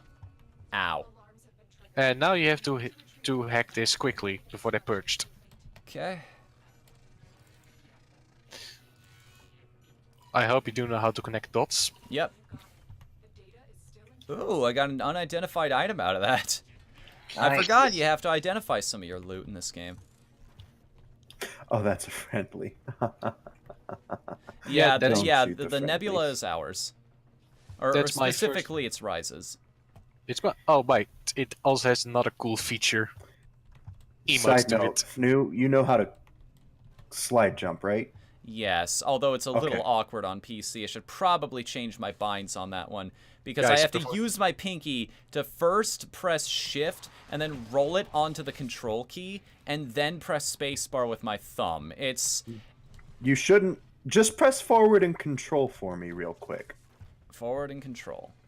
Guys, can I show you something cool about Nebula? Pete Townsend. look at this. I'm gonna do something. If it stops moving, here we go.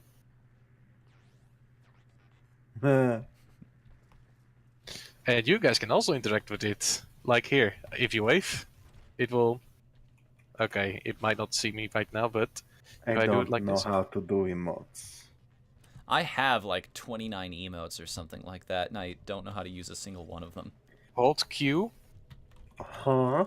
and then press right mouse. Oh. Oh, I see.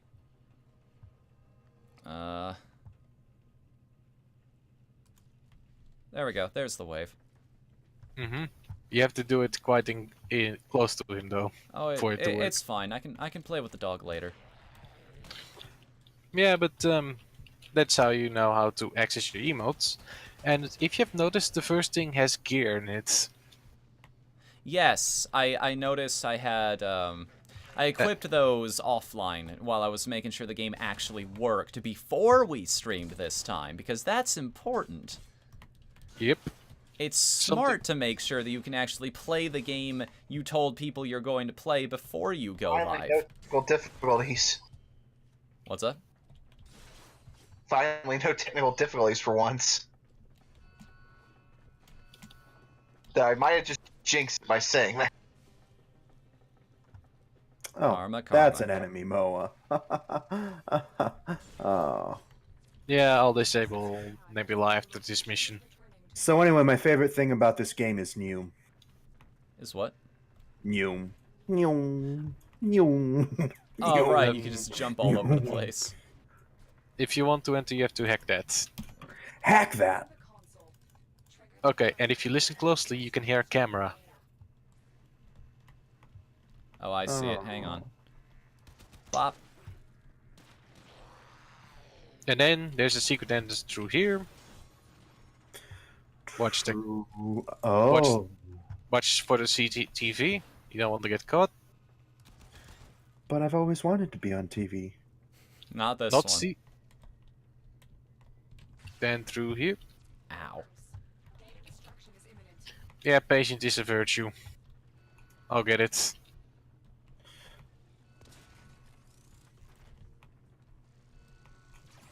Data integrity verified. Retrieval was successful. I really should just be playing a more melee-oriented frame, because that's just what I like to do. More often than not, the guns just feel too weak, so I just walk up to things and start hitting them with my sword. Well, that's because you are using literally the worst guns in the game at the moment. I figured as much. Yeah, Normal it's people. not super honey nut Cheerios. Chili. Oh my god. I can't even imagine what that cereal would even taste like. Like spicy honey is actually good. Have you ever tried this before? You mix like equal parts hot sauce and honey together and you just toss some chicken wings in it? Oh yeah, isn't that an alternative for what was it now, buffalo? Yes, actually. I'm mainly not a fan of spicy things that much. Oh, dude, that's my jam. I love spicy See, stuff. I guess it depends on the type of stuff. Like, there's certain things I'm okay with, but like if it gets too hot, like I just can't take it. I'll go get it. For me, it largely depends. I don't particularly like mixing sweet with my savories. Yeah, that's new. And we probably have to kill every witnesses here. That's never been a problem. Got it. Oh, by the way, Fnu, Yes. I don't know if you care, but you can alternate the way the thing goes by using right click. If you need F to be faster. And what? every second count. Right click? What? If you right click on one of the dots lines, you can rotate them the other way. Ah, okay. I thought it was just one way around. That actually helps me a lot. Yeah, it really comes in handy when you do high level missions where every single second counts. Got it. Hello, what's this then? I'm lost. Hey Fnu, Want to see a magic trick? I'm currently... Wait, am I walking towards the extraction zone here? No, you're walking backwards. Why is it telling me to go in this direction, then? Because we set up too many Oh, alarms. Cyan I said Star. It was pointing me towards... Huh. it's a collectible. It's for something called an Iodine statue. It gives you more endo, which you need to upgrade mods. I see. Yeah, I noticed that. I had plenty of Okay. endo already. Like, enough to put up my sword damage mod as high as it could possibly go. Whatthefnu, want to see a cool trick? Sure. I have a bow. Nice. I'm Oh, a fan. sorry, that brought me back to Metroid Prime Hunters on the DS. The red character has a Trace. sniper rifle. Yeah, Frickin' Trace. Sniping. Ugh. Trace Oh, was and the this- best. He's the only sniper I've ever been good with. That's That because weapon he was fucking awesome. cloaks. He was freaking broken. Personally, I was more a fan of Silex because, like Samus, you could get the other guys their weapons. Oh, by the way, want to see another cool trick? Sure. I'm gonna be honest with you. The only reason I don't like Sex now is they keep trying to play it like, oh, he's this important character and everything. No. Like, for example, you had that thing in Metroid Prime 3 implying, like, he's involved in the story now and shit. Fnu, I want you to look if you can see the arrow I'm shooting at you. Yes, I can actually see that arrow. Do you see Oh, it? you can. I see what. So you can aim that thing in real time. It lets you fly it around. Yeah.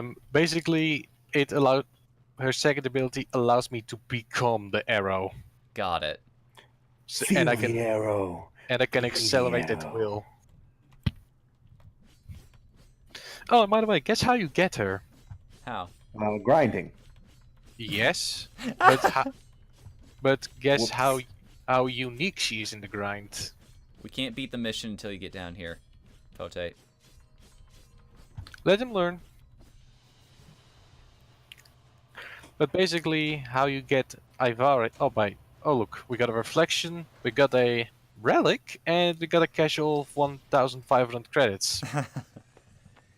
You know, just a casual payday of $10,000. It's no big deal. Especially when you deal with Darvo. You know, considering that RPG heroes literally put their lives on the line, is it any wonder they get paid so much? Mm-hmm. So, want to know how you got that girl I play as? How? It is quite an annoying grind. You have to do spy missions, and you cannot botch anything. As in nobody can see you? No, wait. You, No alarms triggered at all. That sounds also- fun. It's That also sounds prefer- real fun. It's also preferable that you take a weapon that is silent, like a bow, and make sure that you get every single cache without fail. And then you have a chance of getting a part. What's this percentage on that chance? It's really RNGesus. Are we talking about like routes encounters percentages or Let's say shiny. shiny routes? Shiny legendary. it would tell me if I already had a part, right? Yeah, okay, and by the way, It wouldn't even be offering me the chance to build it still.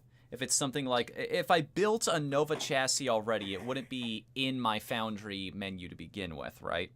If you didn't have it, then it wouldn't be there. Okay. That's all I needed to know. Okay.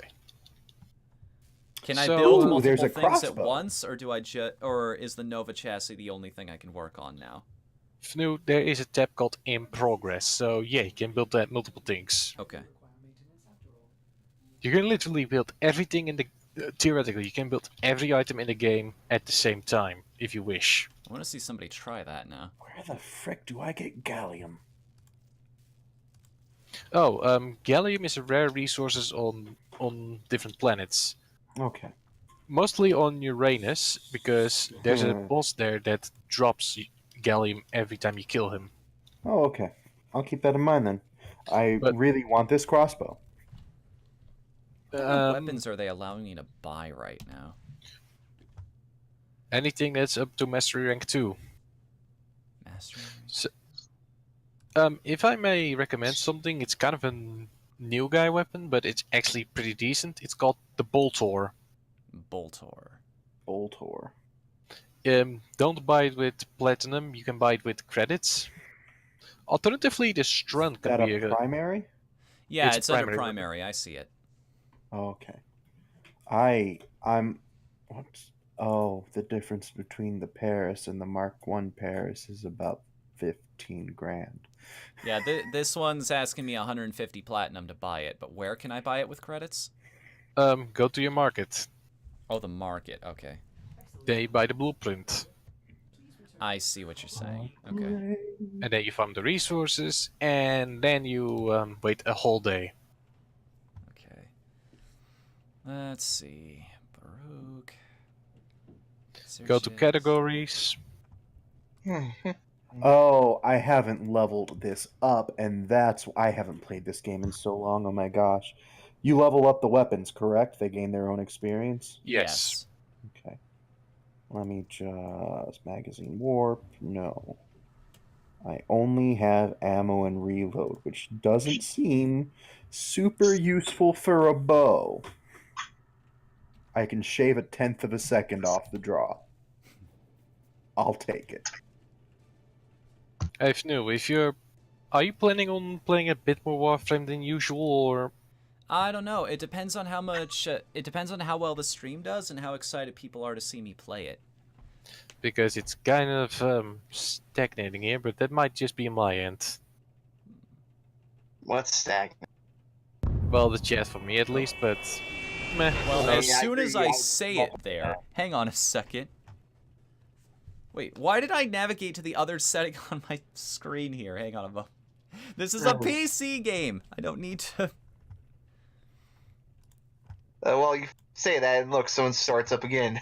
Hey, Baron Kugel, thanks for the follow, and I apologize in advance. Not entirely sure what for, but we'll find out together. So, Whatthefnu, do you see any of the Warframes there that look interesting to you?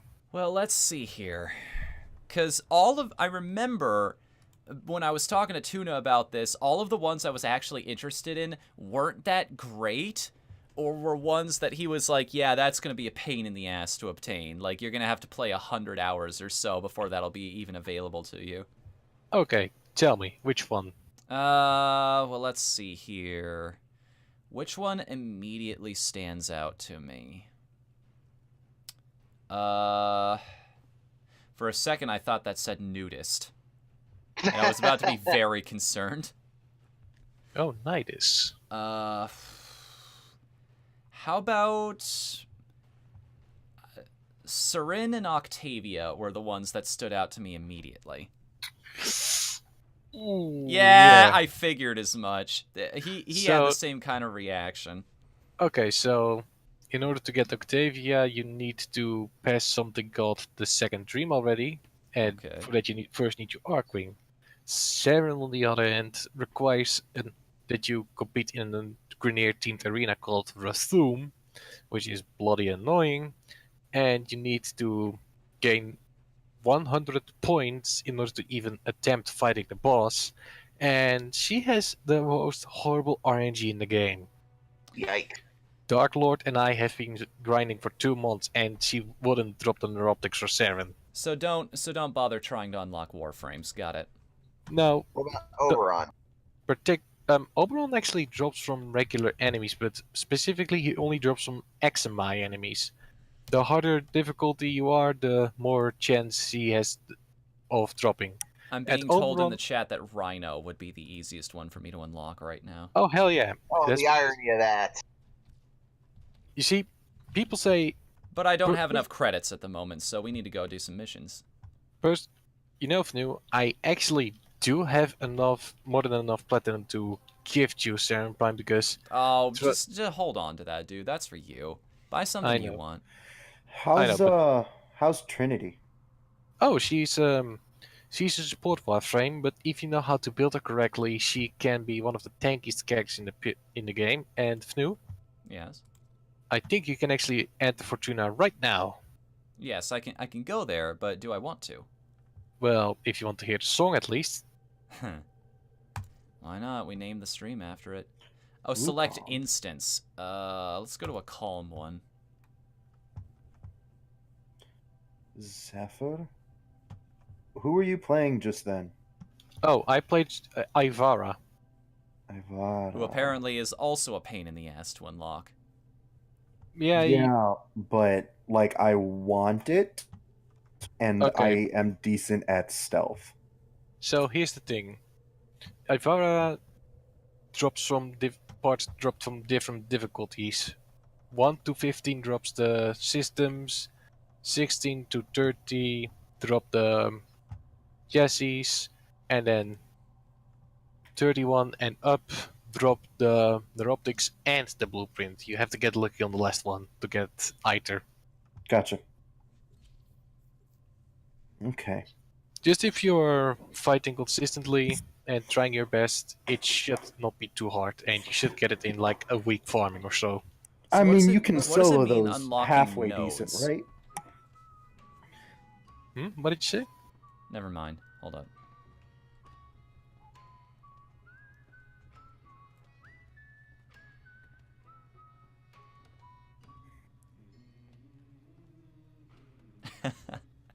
I remember the trailer for this getting posted in the Discord. It's so good. It's one of the best songs in the game. Is this completely original, or did they license this out? It is 100% original as far as I know. Wow. So shh.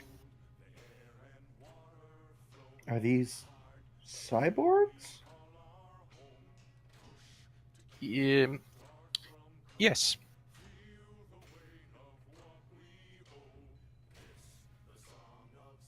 Oh, this is right up my alley. Also, these guys are 100% wage slaves. Too bad Dio isn't here. He could empathize. I'm not even joking. If you wanted my lore spoiler, they're mostly robotic because they are in such debt they had to sell their body parts against their will.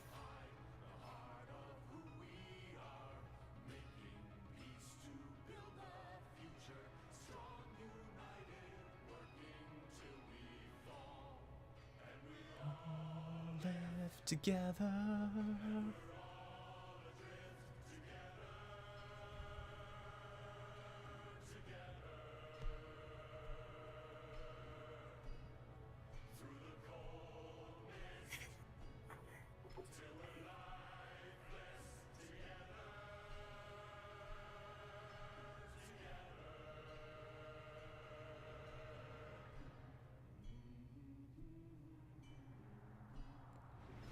What a way to introduce an area. Yeah, man. Better than cities, in my opinion. And this is where the trailer for this area ends. So, want me to give you a tour? Sure. Okay, so welcome to Fortuna. This place is built by the evil dictator Whatthefnu, who thinks that money is worth more than people their life, literally. So stock trader, pretty much. Kind of, but with more human trafficking. So a stockbroker is what you're saying. The aristocrats. Okay, Oh, so no.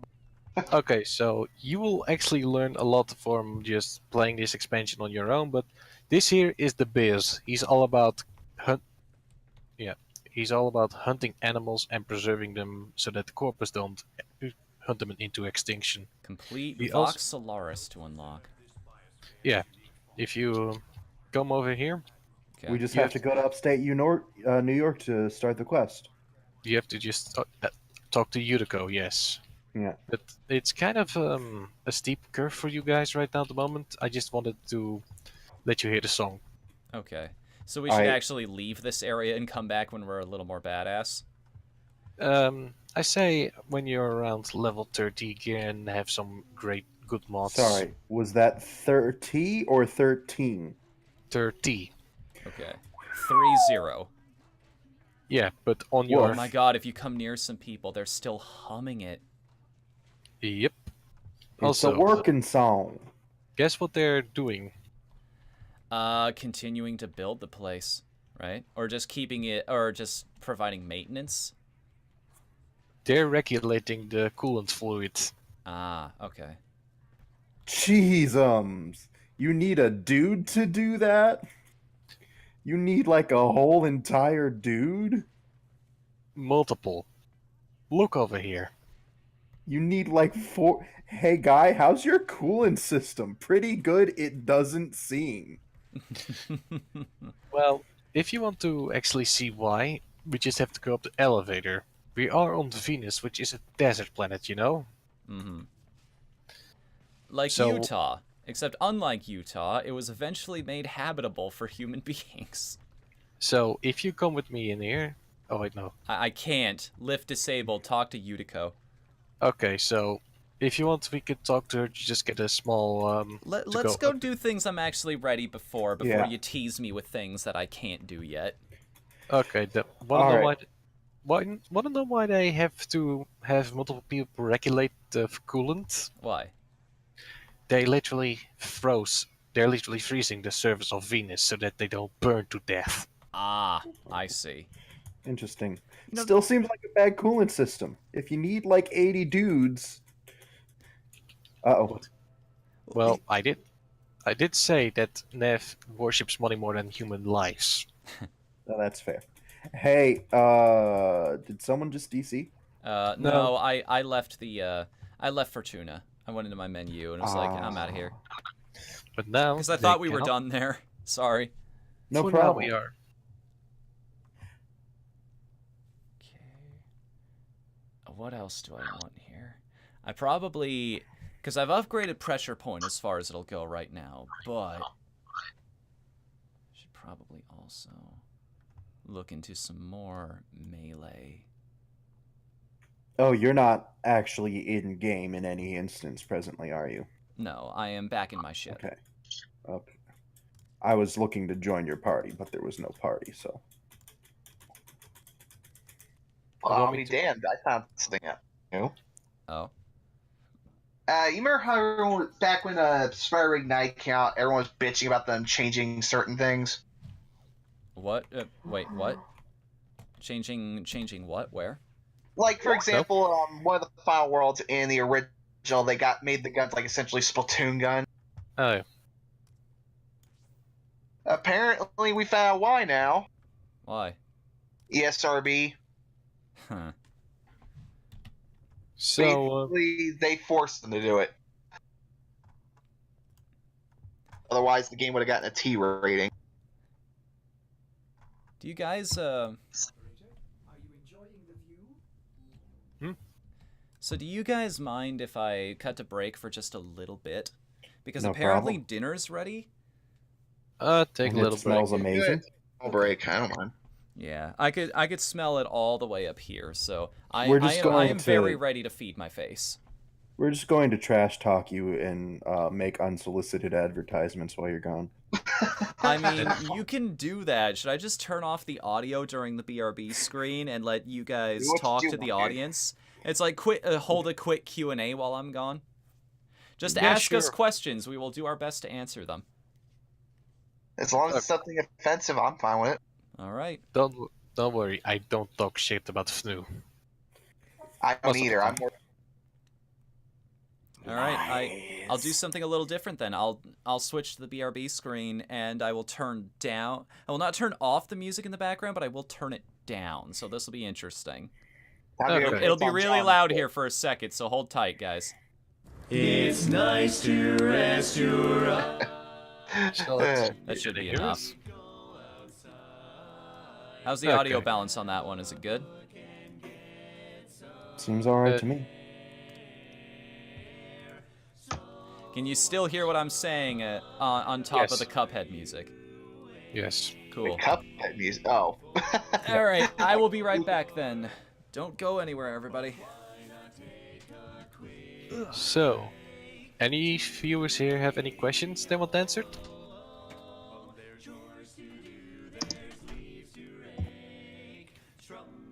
I guess not. Yeah, that is the one thing with the chat. It usually is pretty quiet, but that's a good thing in some cases. Oh, that's a good question, Baron. That's because NAS is part of the corpus, and then it's kind of mandatory to have synthetic implementations into your face. Plus, aren't they like they're clones, right? No, that's the Grenier. Oh, the Grenier, that's right. The The corpus Grenier. are actual individuals. Oh, okay. They're just heavily modified and more or less self-mutilated. Mm-hmm.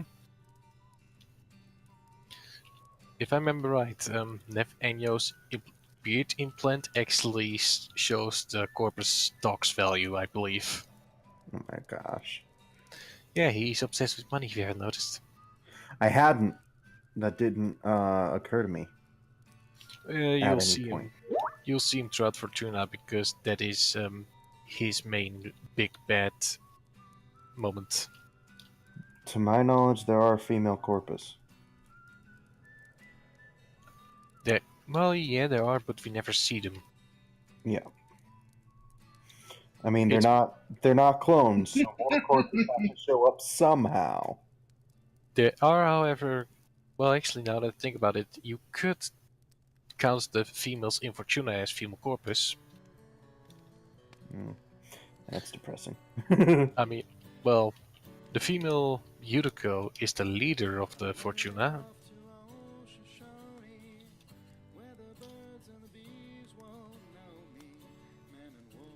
But yeah, there you go. There are female corpus in Fortuna.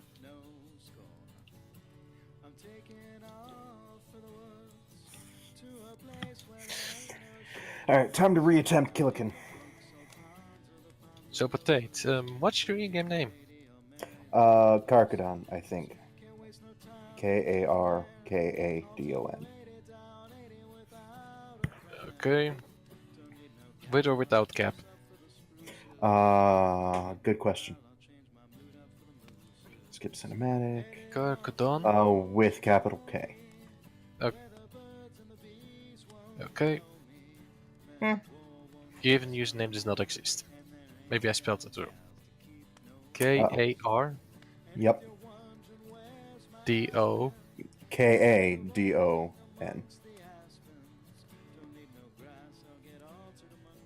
Karkadon. There we go. I'd like to keep it powered and protected, but no one's dropping any power. If you want, I can help you with that. I would not mind, presuming you can join a mission in progress, otherwise I'll drop out here in a sec. I can, but do you mind me being a Billy the Kid? Sorry, a what? Oh yeah, you have to also accept my friend request. I mean, I don't have to. If you want me to join. One sec. Let me get out of the minor predicament I presently find myself in.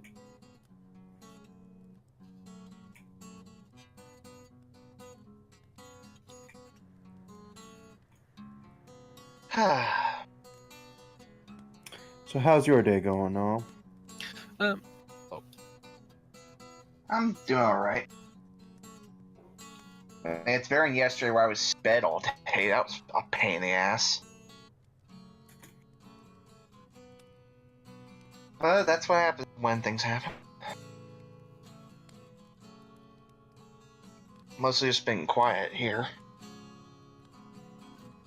Yeah, that's why I said something. Well, I don't mean in the On chat. account. I meant more just meant on my end in general around my house. But Oh. Wanna know what's a pet peeve of mine? What's that? Well, I work at my work. I sometimes, I daily have to clean the coffee machine. But when I go to the cafeteria and everyone returns to work, nobody ever cleans up their fucking mess behind them. Oh, of course not. Gross. Because everyone frickin' goes, that'll be someone else's problem. Yeah, I mean, there's a cleaning team, but if you literally covered the entire table with moon seed yourself, I mean, clean up after yourself a bit at least. Ugh, people like that just no. Then again, this might it might also be that they literally have a mental handicap. Well, that's always possible. Well, no, I work in a specific environment because I have a mental handicap. Ah. The thing is, I kind of dislike it because I find that this might be a controversial opinion, but personally, I don't think a mental handicap shouldn't be an excuse for having bad manners, at least. Most of Oh, the it time. absolutely shouldn't. It can inform, but like, unless it is literally a cognitive block to where you cannot communicate except a very specific way. Mm-hmm. Listen, man, we all have issues. I Being know. blunt is one thing, and making people aware of the fact that you are blunt is a basic courtesy. But if you're choosing not to practice good hygiene or good manners, then you're still a douchebag. Yeah, Like, that especially- doesn't stop you from being a douchebag. Like, for example, Christian, who uses his autism as defense for everything. Or used to, at Sorry, least. was that Chris Chan or Christians? Christian. as in- Okay. Just He- needed to clarify for myself. I figured. Excuse me, one moment. You're dismissed. Sorry. Sorry if that sounded a bit controversial. No, on my it's end. fine. I just wasn't sure what you had said. Friends, pending, Dark Overlord, accept, I'm back. confirm. I've no- Welcome back, Fnu. Oh yeah, that's then he's a dick, Baron. All right. Who, Fnu? I mean, Are I we am still not talking privy about to any Fnu? of the conversation that just happened over the past 10 Good. minutes, so... Good. I've become more powerful in your absence. Okay, I have so I have a question. I have an Go answer. So on both Earth and Mercury, it says unlock all nodes in this system to deploy a resource extractor. Now, what that means is, what's the visual indicator I'm looking for here? Do I have to beat all of the levels that still have a blue, that are Yes. still blue? Yes. Okay. All right, then. You want to go do that for a bit? Sure. Because I'm pretty Also- sure the resource extractor will help lessen the grind in this game a lot, right? I neglect it most of the time. You can only have like 3 or 5 of them up at a given time. Oh, wait a second. Neither of you are in my party right now. Yeah, that's because you left us behind, sir. Oh. Hello. You abandoned us. I'm sorry. It was a So, heated gaming moment. You So- left us here with the chat. Do you know what that's like? I do, actually.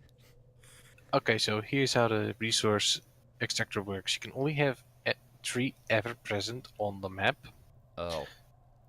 and you can only increase by ever buying prime access, or you have to be a founder. Well, what would you recommend I be doing with my time then? Just grinding manually because it's better. Okay, so I guess in the process of unlocking the thing, I will be doing what I need to be doing in this game anyway, right? Mm-hmm. Okay.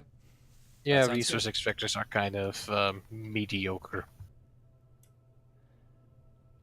By the Poche, way, you having some trouble joining? I haven't received an invite. Oh, I think you could just I think you Join could us via just- the communication. Well then, There we there go. we go. I sent you one anyway. Oh, I have to abort this mission. Dagnabbit, hang on. Sorry. No, it's fine. It's fine. I'll get to it eventually. I just remembered that I enjoyed this game, so I'll be getting back to it. I have It's- a hard time getting into MMOs, man. It's such a time investment usually, and a Yeah. lot of It's them- got to have a really good hook. yes. The thing that got me about El Sword back in the day was all of its character classes. I love MMOs that give you options, where your character class forks at a specific point. Fun fact: El Sword is Spanish for the sword. El Sorto. I think I've heard that joke before. I made a friend of mine very angry by insisting that El Paso was Spanish for the pass. So, Fnu, Yes. are you familiar with Billy the Kid or McCree? Billy the Kid. Yes, I am very familiar with because I grew up in the Southwest. So I've So- been to So old he met the man. Tucson studios and all those places. Because I don't know who the hell Billy the Kid is. But I Billy thought he the was a Kid was cowboy. a fairly famous outlaw in the Old West. He's one of the most famous ones. He's right up there Okay. with Are we doing this stealthy or? It's a defense mission. Oh, Yeah. so that's a no then. is Yeah. what you're saying. Another thing. Are you familiar with Lucky Luke? Lucky. You mean Lucky Luke? Yes. I have not heard that one before. I've heard of Calamity Jane, but that's an entirely different thing. Because Calamity Jane was like in popular media, she's displayed as this like rootin' tootin' gun shooting outlaw. In actuality, she was a prostitute who had picked up on so many sexual diseases over the years that she sentenced to death anybody who slept with her, pretty much. nice thing to talk about on stream. Yeah, good content, Fnu. But Very enjoyable and family friendly. basically, Lucky Luke was a cartoon show about a cowboy that was constantly arresting gang members called the Daltons. I think I remember hearing about this. Yeah, I vaguely remember it. And the thing is, I've heard of his the theme song- Daltons. Those ones I remember. And the thing is, in the theme song it said that he can shoot faster than his own shadow. Hmm. So, how about I tell Why you, am I dead? you stood on the geyser, and that will quickly drain your HP like a madman. Oh. So, just don't get too exactly. Am don't I do out that. of bounds? Is that what's going on? No, Did you're I go where it didn't want me to? you're sitting on an active steam pump. Oh, there's no particle effect, so I had no idea. It's disabled for now, but please stay away from that. You don't want to get. Can do. You might want to move as soon as you're allowed. Yeah, thank you, sir. I had no idea. I just assumed I was going where the game didn't want me to. Which I mean, I was, just not in the way I thought. Also, if you're wondering what's around you, Fnu, that's my shooting gallery ability. Okay. Your gun damage is increased, and enemies around you will be disarmed for a moment. Hmm.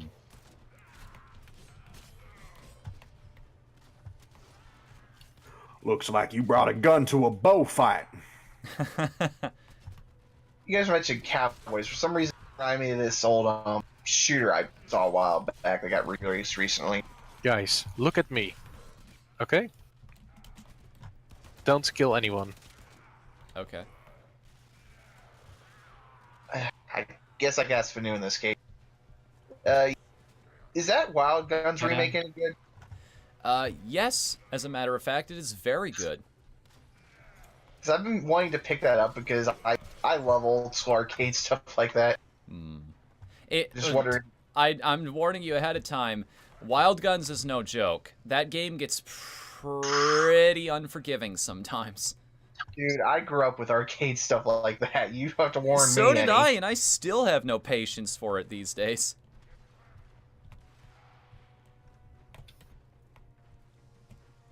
I mean, heck, this is coming from a guy as a kid who used to beat stuff like that all the time.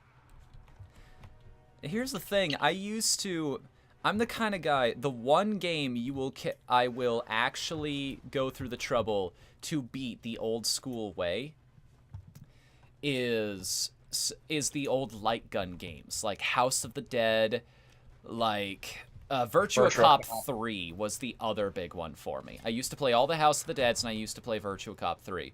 Virtua Cop 3, I could typically get to the end of the second stage on a single credit. Oh, I refused to put in more money. It's just out of a principle thing. It was the one type of game where I was like, no, I've got to beat it on one credit or I'm not going to beat it all. Yeah, Time Crisis, which is just holy shit. I hate Capcom for not releasing their light gun games on Steam, except I mean, how would you make that work? Would you use the mouse to control the cursor, or? That's exactly actually how another light game shooter did it on Steam, and it worked pretty good. I always wanted to make a light gun shooter game. Sort of make it like Elemental Gearbolt, where it had a huge fantasy influence. Your character actually leveled up as you went along. The route you went through the game actually dictated what stages you were playing and what type of enemies you'd be fighting. So basically, you're talking about that witch gun game. Kind of, Point yeah. Blank, the new edition. What's up? I was thinking of Point Blank for a second there, sorry. Yes, Point Blank was another one of my favorites. I love that game, especially the original. Whenever you enter one of the very hard stages, that piano hit. Every time I hear that, it sends chills down my spine. How did it sound? It was just, like I said, it was just hitting a low note on a piano, but that specific feel like when note. people get frustrated with the piano, they just smack it down. That just sounds comedic to me then, terrifying. Well, it's one of those things, like, that game puts the fear of God in you. You get really good at shooting a light gun playing Point Blank. Like, the people who can beat that game are the full spectrum warriors of light gun shooters. Point Blank? I'll be honest, though, looking back at PS1 games like that, though, you know, there was an era where just a lot of quirky shit existed. I never grew up with light gun games. They're good ones. It's fun actually holding the instrument in your hands. That's actually what made arcades appealing in the first place to me, is that there were so many cool things you could do with the machines. Yeah, but the thing it's is, something I kind of miss when it comes to gaming nowadays. You can't really do light guns anymore due to the way TVs work. I grew up with a GameCube instead of the PlayStation, so I never had a light gun. The only light gun I ever had was the Saturn one. But I don't understand why they released the Typing of the Dead and not House of the Dead. Because, well, they technically did re-release House of the Dead. There was a collection on the Wii. It did not include the original game. It had 2 and 3 on it, though. And 4 came out again on the PS4 later. No, the PS3 later. But didn't it also have a bugged cheat menu? Something like that, I don't know. Gerard did a video on that. And then when Greg was still around, he said, "Oh yeah, I heard that in the Wii version of the game, the cheat menu is busted." Interesting. Like I said, I have no clue. I'd have to actually go back and watch those videos. If I remember correctly, was actually due to that game that I think we got Overkill on the Wii as well. Which that game is just, I don't know what to make of that one. What about that one? Embraces, in a way, that is a very beautiful sequel. It's the perfect sequel because it embraces the B-movie aspect of the original games.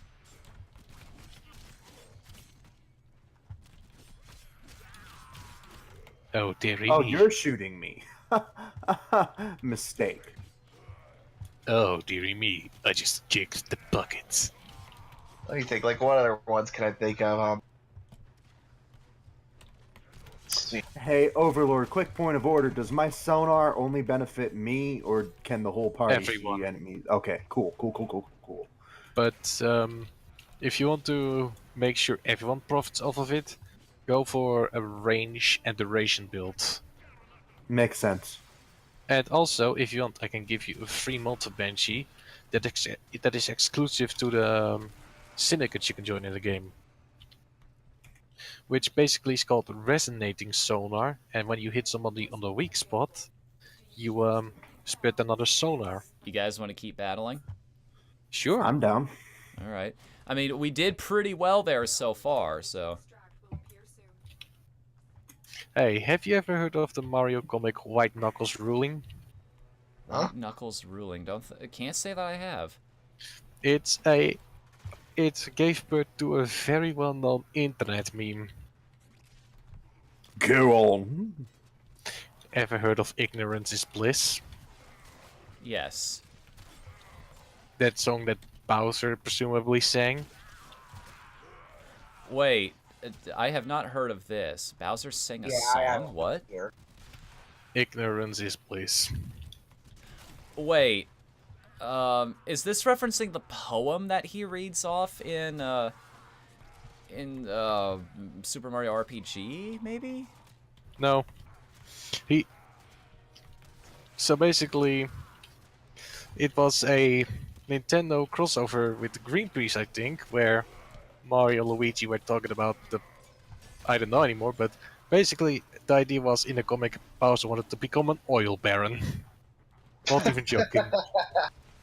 I drink your milkshake. But the thing that was holding me back was that Bowser is legitimately illiterate. Oh, boy. I mean, it hasn't stopped millionaires before, a lack of intelligence. Yeah, but I'm not gonna make any jokes because I might get a little too bad. so Bowser kidnapped Peach and forced her to teach him how to read. I never Okay. learned how to read. That definitely sounds like something that would come out of a collaboration with Greenpeace. Now, princess, now that I have you here, tell me how to read. I'm not The joking. reality is, I don't just- think Bowser really counts as an actual villain these days. He's just basically that nuisance that kidnaps the princess every once in a while. He's the only villain we've got. Seriously, my son makes fun of me behind my back that I can't do it. That would actually be, if you played your cards right in that would be a really powerful character moment. Like when his son asks him to read him a bedtime story and he can't, and he doesn't want to admit why. You see, son, I have a deficiency with my eye. I need glasses, but they sadly don't sell big enough glasses for your father. I'm Why sorry, is son. that, Daddy? It's because, well, it's just too expensive. Hang on a second, I think some of the troops are calling me. I'm not bringing that voice back out because I get the feeling I might get someone on me that I really don't want. What's going on? I was joking about bringing out the Bowser Jr. voice I was using there for fun. I think he's on the phone. The last thing I need is someone thinking, oh shit, this guy's a little weird. Hey, Dad. Hey, Dad. Read me a bedtime story, Dad. Hey, Dad. It's I want you to read me a bedtime story. I Now want an watch Easter egg. this. I want an Easter egg. I want an Easter egg. Dad, who's my mom? That guy. And he points to Shigeru Miyamoto, who's just sitting directly off camera. Hey, Fnu, Yes. look at Mesa's butt, by the way. Look at how detailed it is. Really? Man, that is a well-clefted buttocks for a robot. It's a We finely really count as coiffed robots? Like, aren't we people underneath the armor? No, My understanding was that they were entirely mechanical. Okay. Nope. Didn't you promise say Text never to complete. hate robots?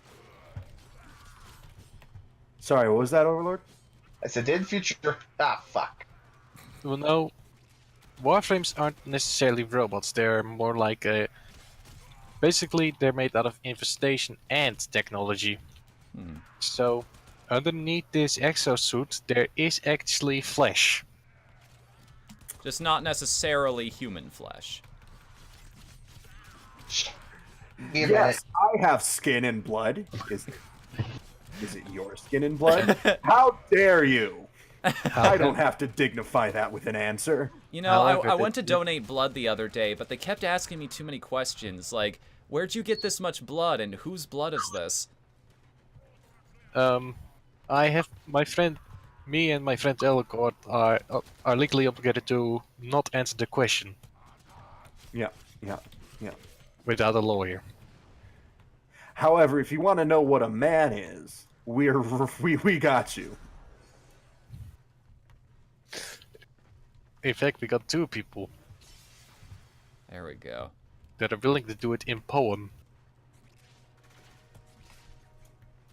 Oh, jeez. What did I just I tell don't. you? It doesn't look like it should be dangerous. It Okay. just looks like terrain. Yeah, I know, but this is Grenier poisoned air. So going above the atmosphere like that is just a death sentence. Oh, that's what's happening. Yeah, here's a little bit of lore. The Grenier are forcefully poisoning the forest so that they can grow with a tree growing serum so that the earth around it dies so that they can make more industrial buildings around it for more weapon manufacturing. The So Grenier what you're do saying love is the them some Grenier are a weapon bunch of dicks. manufacturing. Just wait till you see the queens, they're disgusting. Hey man, that's my favorite band. It's terraforming. Watch They're yourself. transforming the entire planet into something that better suits them. Well, Yeah, except you when can- humans try to do it, it's like we colonized Mars. It's not like anything was living there to begin with. That we know of. What about Sailor Mars then? Haven't you seen The Martian? That movie that I assume is about a guy who lives on Mars as a Martian? That's what that movie's about, right? I haven't seen it yet. You're making too much sense for Hollywood right now. Now You'll never get into the Screenwriters Guild that way. You're right. Okay, so I'm going to remake Dawn of the Dead, but they're cars. Bleh. That was actually a conversation we had in a stream a long time ago. I was asking people what are some ideas for countdowns that you would actually watch and like to see. And one person suggested top 8 games that would be better with cars. And You see, that we like just spent an Borderlands. hour discussing all of the different ideas that came to mind. Okay, so if you want to gain the writer's guild in Hollywood, you need to do one thing. You need to basically appeal to the lowest common denominator. He's That's not it. wrong. And that includes merchandising the shit out of everything, including emojis. Merchandising. How will we let them know that this emoji is a woman? Give it lipstick and boobs, obviously. We can't give it boobs. Give it more lipstick. Maybe Well, make its How will hair we make people slightly see our longer. movie as an adult Okay, movie? here's the way you get around that. Their breasts, like defining any sort of breasts on a character is a huge no-go. But hips, you can make a character as curvaceous as possible as long as as curvaceous as you want, as long as it's the lower half of their body. The ratings board does not care. This is why video game creators love breasts and cartoonists love hips. Good old... frick. I know they call them the Hartman hips, but... No, yes, that's actually what they're called, the Hartman hips, because that's the guy who worked on Dexter's Laboratory. But I always attribute that more to, Dexter's where I get it from, because mom, but... Then explain to me why in the original Powerpuff Girls, Miss Keene actually had the small dot on her chest. Oh, you're allowed a little. You're just not I allowed to still- emphasize it in any way. Quote unquote emphasize. There's I some still back and remember forth on what that actually means. God, I still remember people bitching about that when they did the reboot. Do we You're out this continue? down. Because it's starting to fight back a little bit. Yeah, I'm let's good go. either way. All right. Continue to defend. You will be If things go apeshit, I can literally just go McCree on them all. That's more It's research than what I No, seriously, I can high noon everything. And even Yeah, I better hear you than say McCree. that. I imagine someone taking that way out of context. What? What? Faces someone using it for a weed joke. What? It's high noon? I guarantee Yeah. you somebody's done that already.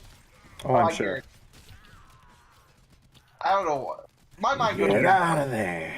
Guys, you know what time it is? Guess what time it is, dudes? Yeah. Guess what time it is? 420. No, it's 7:06, idiot. Did somebody say 06? Oh god. I'm getting trauma. Ba ba ba ba ba ba. No, wait, that's Sonic Unleashed. What am I doing? Congratulations, you just triggered my PTSD. I'll give you. No, I'll give you that. Sonic 06 is bum ba ba ba bum ba ba ba. No, Why no, is it, Sonic why is it 06 always is... the shitty games that have good music in them? Why? Sonic 06 is... ba-ba-ba-ba-ba-ba. Or is that Wii Sports? That's Wii Sports. Oh! Okay, quick. I want to ask you something. Sing the Superman theme. Which one? Then, yeah, never mind. You're thinking of have the is- 20th Century Fox theme. I was actually going to think of the original live-action movie trilogy, but Okay, Unfortunately, when it yeah, comes to Superman- okay. I can't remember the Superman theme song. Da, da, da, da, da, da, da, Now sing the da, Indiana da. Jones theme. Da, da, da, da, da, da, da. Well, everyone remembers that one. Punch a Wookiee, kick a droid, fly to Falcon, that through usually an works. asteroid to If the you- princess. If you ask somebody to sing the Superman theme and then ask them to sing the Indiana Jones theme, it's really hard. Like I a know lot this of is people, weird a to bring up. surprising number of people that I've met have trouble with that. I Yeah. find funny you mentioned this Superman theme though, because admittedly the movie theme was not the first theme I thought of. Oh, were you thinking of the cartoon theme? Yep. You know, Same I- here, buddy. So I I grew said- up with that, so I'm more familiar with that. The sadly, Mixie Spitlick episodes were my favorite episodes. Which one? Killed Oh Godfrey. yeah, that character. Who? Oh god, you actually got the name right too. I just realized that. Yeah. Mixie Spitlick. The little bald dude who, from the, what was it, the fifth dimension? I think that's what it was. The same guys that is from the same dimension as Batmite. Oh god, fuck that. The guy whose the only way to banish him is to make him say his name backwards, and he keeps adding rules to it. And also they wear the darker Kella Batman sword. Zellard? Oh god.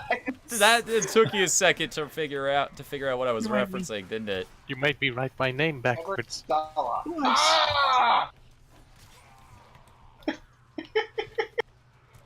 God damn, I forgot about that failing I joked until you brought that up. It's a good one.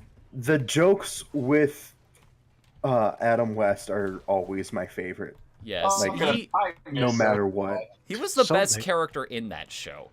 Ah, I'll Someday get all the she's gonna A's get out of my fucked. body. Ah, Nobody. Fuck, how's that joke go? Man, it's sad that Adam West died last year. I feel so bad about that still. He had a really good run though. he did. Like that guy brought a lot of joy to a lot of people in his There are few actors of that age that maintain cross-generational significance for that long. Well, I think Even if you don't know the Adam West Batman, you know Adam West's voice. Right. Or because he was the mayor in Family Guy. So I've been. And they've And spoofed him Catman. so much by now. Some days you just can't get rid of a bomb. Well, okay. Everybody remembers that scene. I think my favorite scene from the '60s Batman show is the one where he has to talk. It's the one where Bruce Wayne has to talk to Batman on the phone. Oh, Maria. And the commissioner and the police chief are both listening to this conversation. So he's just talking to himself, completely in character. That's brilliant. It's a fantastic bit of acting. Like, the amount of willpower he must have had to not just start bust up laughing during that sequence. Have you seen More interesting though, if you go back and look at it, that show did not start out popular, if I remember correctly. Oh no, of course not. Because unfortunately, you had like the fans back, even back then who were like, "Oh, Batman's a serious character." And have you read '60s comics? Yeah, like, they based that off the tone of the '60s comics. But did the Joker and Batman actually have a dance-off as a way Yes. to win a match? Yeah, I think so. My favorite. Have any of you seen that DC superhero short where the Joker and the Trickster kidnap Mark Hamill? I only have seen that one though. I don't think I have. Okay, no. so in the newer, Mark Hamill was the most famous animated Joker. He also played the Trickster in a couple of Flash animated features. So Well, it's the Mark reason- Hamill. There's a funny story you meant that. It's The reason he played the Trickster in Wait, some hold on. Flash Let him anime- finish. Let him finish. I was. It's Go ahead, he, also, go ahead. he does play the Trickster in the Flash series. I remember that much. They specifically referenced him as an animated character, so I was not sure. Anyway, it's Mark Hamill in the back of a car with the Trickster and the Joker up front, using his voices for those two characters to make them fight each other. And then he gets out and talks to, I think, Elastic Man, who he also voiced at one point.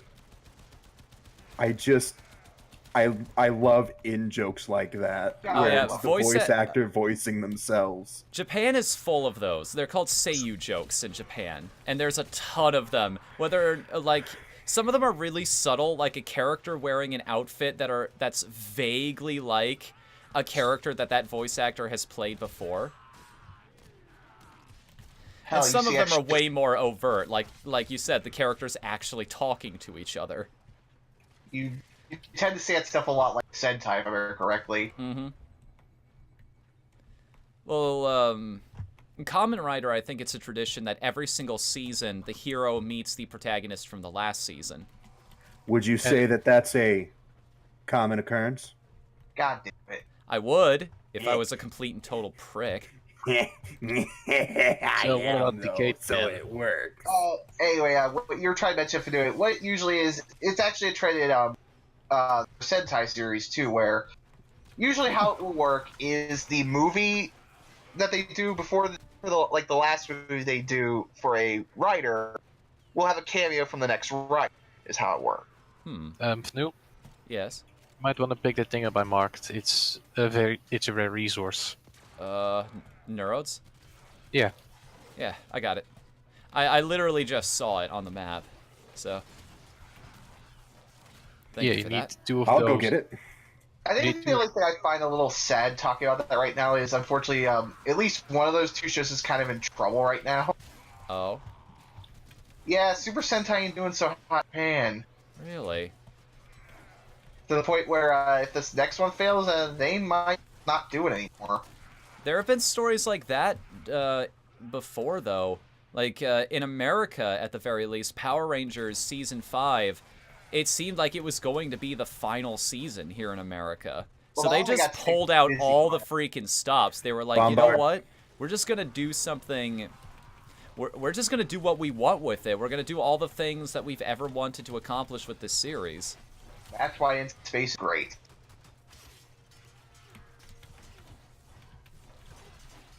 I'm really hope. I'm gonna be honest. I hope that season's that good, not Hasbro has it. I mean, I'm not holding high hopes because it's still under Disney and I not Disney, Nickelodeon, and well, they've kind of had a time with it. Nickelodeon's been doing some interesting moves lately. Like, they've cut back on SpongeBob somewhat. They brought back old. They're bringing back Rocko's Modern Life. They did that. They did the Arnold movie. Well, here's the thing. Like, I'm still wondering that Rocko movie's apparently done. They still haven't. Yeah, they still have to release it.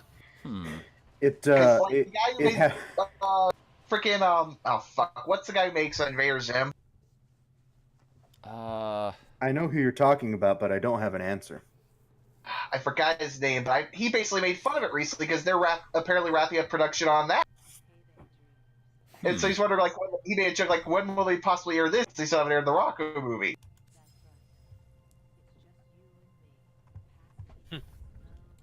And I don't blame him for making that joke, honestly, because, yeah, if that thing's supposedly done, it should have been aired by now. I mean, hell, the Arm movie from Mercury did really well for them. Right, I need 35,000 in order to pick up Rhino. So, speaking of that movie, is it just me or do you feel like that movie had an ending specifically meant to lead into, like, if they wanted to do another show with it? Well, We could actually try to fight the Jackal if you wish. Fnu, I don't mean to dunk on you, but you sound exactly like the Minecraft villager when you. Through secretly some random villager just on a screen. How'd you even get a computer in here?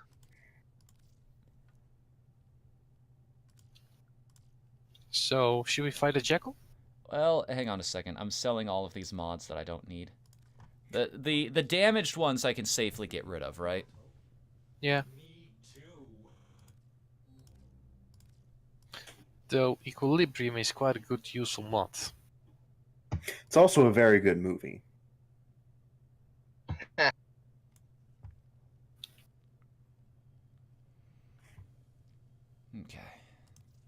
That should work. I forgot what I was gonna say.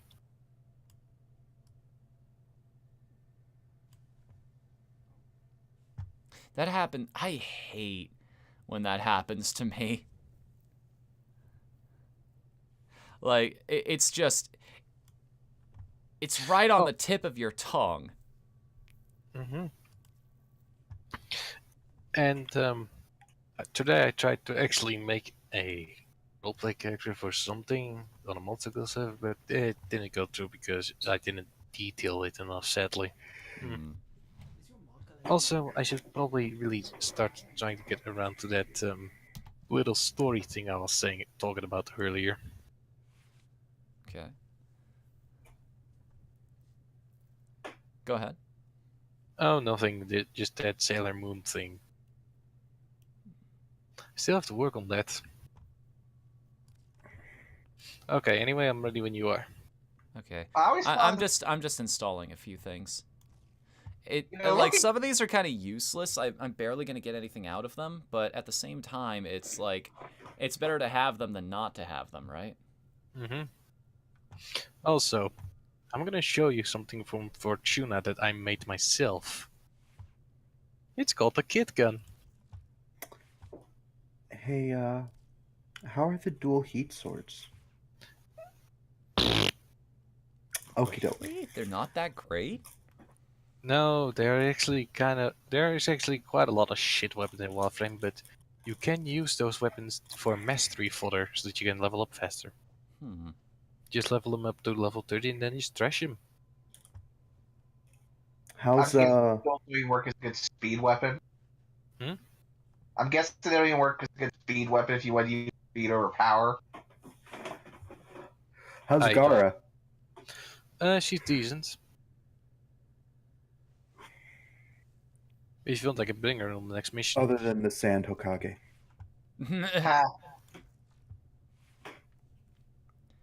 I see Wow, what this you did there. Exalted Blade has a lot of spots for mods. It's like, even if I fill up every single slot, I can't make this thing... I can't use all of those points. Yes, but Fnu, you also haven't put True Steel on the V polarity yet. On the what? Oh, you're putting Fury on there. Yeah, more attack speed. Oh, True Steel. True Steel I had on my Exalted Blade. I should probably... Can I How put the about- same mod on multiple weapons? Yes. Okay. No, not the same on the same weapon. But maybe put Pressure Point there, the one you have fully modded, leveled up already. Yeah. Then... sure. And I can't So- put anything else on this thing right now. The only way I'd cost more of those points if I actually started upgrading the mods themselves. So Fnu, you have Pressure Point, right? Yes. Have you ever seen this baby? I'm posting it in the chat. The in-game chat. Look at that baby. Hang on a second. Let me hop out of here. Yeah, I Oh, guess, right, there are rarities to these. How do I look at that? T.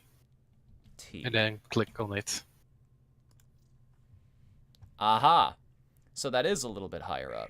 Right, so I saw this. Some mods, it costs a lot of credits, but you can actually fuse mods together for a chance to get one of a higher rarity. Not primed, you can only get those from Battle Key tier. Hmm. Also, if you want to change your profile icon, you get 2 for free. Go to profile and then to glyph. Let's see. Profile and then what? Glyph. No, different profile as in the menus. Huh. Yeah, Mom. Oh, shoot. Oh, here we go. Mm-hmm. Did you click your order? 2 of them for free. Yeah, if you just scroll down somewhere, you have an Excalibur one and a different one. Oh, I see. Yeah. Mm-hmm. What do I have to do to unlock the Banshee glyphs? I have Give one 10 for... platinum. I have one for Rhino. I have one for Trinity. But I'm afraid I have to take my leave, you guys. It was fun. Okay. You monster. Alright. Appreciate it. Have a night, Riser. See you Yeah. later, dude. If you ever need me for grinding, just scream for me. Okay. Somehow you will hear me all the way in the Netherlands. Yeah. Believe The me, acoustics are amazing. I am hiding in the shadows of doubt. Whatever that means. Have a good Anyway, night. weird Anyways, thing- have a good night and watch the night, for I am there. I am. I kind of wanted to go to the whole Darkwing Duck tangent, what he just said there. I am but, the itch on that one spot on your back that you can't quite reach. God damn. I am the pebble in the sock of wickedness. I grew up with that show, man. I could keep giving you Same these here. forever. That's one of those shows I love to death. Yeah, I pretty much grew up on the Disney Afternoon for the most part. Mm-hmm. Well, bit of a controversial thing. I know people like the show. I wasn't a big fan. Wasn't a big Lisa- fan of what? Goof Troop. But we'll always stick together. I I don't don't. know. I don't remember much about Goof Troop, if I'm being honest with you. Like, Same. the only episode that really stands out in my mind is when Goofy gets in trouble with that biker gang. And he manages to beat them on the race down the mountain. And, one of the subplots in this episode is that a lot of the bikers were talking about this legendary biker that the reason they were in town is because they were looking to top a legendary biker called Skull. That was all he was known as, was Skull. And for one reason or another, due to a couple misunderstandings, they think Goofy is Skull. So he ends up getting in the race, and of course, Goofy's his way down the mountain. And he ends up winning. And Max just turns to his dad and he says, "Dad, were you ever known as Skull when you were a kid?" And he turns to him and he says, "Yeah, Numbskull." Oh god, that's terrible. So, The only thing I remember about Goof Troop is ba-ba-da-ba-ba-ba-da-ba. Yeah. Yeah, that theme song sticks in your fucking head. That was kind of a theme. Disney with- Afternoon was known for that. So many good theme songs. I don't know who their composer was, but that guy should be legendary. Oh, we oh. Oh, yeah. Tailspin's another one I couldn't. Admittedly. Though that's probably Sometimes some crimes go that's- slipping through the cracks.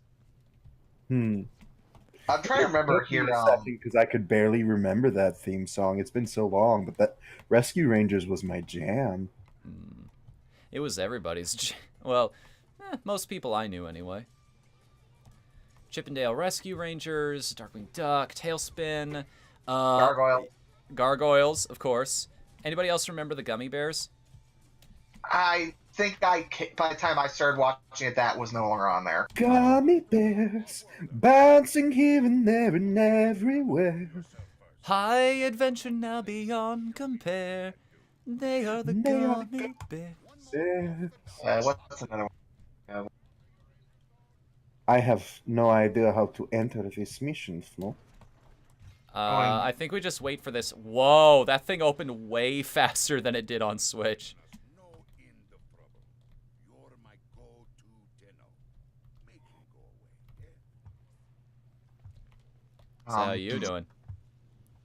So, immediately the problem with Disney Afternoon is, like, late into its run, they started getting some kind of bad shows. Name Like one. what? There's that one where they had, like, teenage versions of Donald's Nephews. Name another one. I try to remember. I kind of want to think correctly. They also had, like, some weird one which had, like, really little kid versions of, like, Baloo and it character. Hold Hold on a second. I don't know where we're going. I don't. Oh, there we go. Okay, There we it had to is. go through the explanation first. Noom with me, Fnu. Noom, the noom of life. I will as soon as I don't have a rock in my way.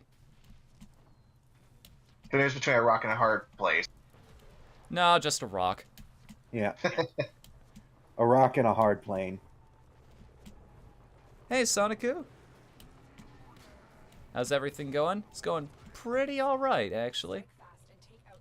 To be fair, the only reason Disney Afternoon kind of did peter out eventually was, unfortunately, due to I think it was something educational related involving television, Something educational. where basically there was a regulation where you had to have, if you're on at a certain time of day, you had to have at least a certain amount of educational content in your programming to air. What? Yeah, It's that's one what of those things, Animaniacs it's a was. television thing on one Saturday morning. That's why Animaniacs had the Wheel of Morality. You had to have a certain amount of time of educational content and a moral. That's why you had, like, Yakko's, what was it? Crap, what was it called? He Wacko's America. Yakko explains the states, or Wacko sings the countries of the world. Yeah. God, that song gets stuck in your head, I swear. Those were because they were required to include educational content. My favorite version of that is still the "This Is America" version. Oh God. Just, do you know exactly what I'm talking about, don't you? Yeah. I don't think I've heard that one. Okay, so this one is great just because of the shock value. Where he starts up the song and it's all bouncy, and he says United States and immediately gets shot, and you hear "This is America." This is America. I think I remember. I think I know it's a kind of a dark one. I heard some of that, like, I think every country website blows up. Oh, you want depressing? The one video I'm thinking of, the most depressing version of that I can think of is The countries of the world, but every time there's a major conflict, it slows down. Ooh. Ouch. Yeah. Oof. Yeah. There's Speaking of depressing endings to videos with Let me upbeat think. songs. What other songs like can I remember from that show? Because that was when I grew up on. I love that thing. There was one where they were like basically making. I guess they were trying to explain like the whole thing you'd see on the back of like a cereal box, like all the ingredients and shit. Mm-hmm. But then again, that show's also one of those things where, admittedly with Animax, when it has a segment that works, it really works. Yeah. But when it had one that did, you could tell when it was bad. Yeah, that's fair. Like, I'm gonna be perfectly frank, I could never stand the shorts with the dog and the little girl. What? It's because I always felt bad for the dog! Because he always puts up Oh, all this right. For half a second, I thought you were smack talking Rita and Run. No, I love those. I'm talking about the ones where he literally does all this shit to basically save this girl who I swear to God has a death wish. And he gets punished for it at the end. It's Yeah, like, it's always... I don't understand. I was talking about this before with, like, Daffy and Donald Duck. I always love those characters more because they got shit on constantly. It's like, who thought that was funny? Like, punching bag characters are not entertaining. Well, the only reason I felt bad in that case is because, god damn it, Buttons goes through shit. If you've ever watched any of those shorts. Mm-hmm. Kill the wabbit. Kill the wabbit. Oh, God, that's actually one of the few things that's actually sort of depressing as a kid, admittedly. I just, like, 80% of my understanding of classical music comes from Merry Melodies, so... Let's see, you had that, Hello, my baby. Hello, my honey. Hello, my ragtime gal. Send me a heart by wire. I thought it was Send Me a Kiss by Wire. You're right. Right. Send me a kiss by wire. Baby, my heart's on fire. If you refuse me, buddy, you'll lose me. And you'll be left alone. So tell them I know that. And I'm your own. How the hell did I memorize that freaking song? Because it pops up like 8 times in one short cartoon. Oh, God. It's like that song is over 5 decades old now. They also we used it in still know Spaceballs. it word by word. It's amazing how good music just sticks in your mind, isn't it? I remember I used to be Warframe's freaking mascot for a while, too. Or at least for their freaking TV channel. I mean, back when they have a TV channel.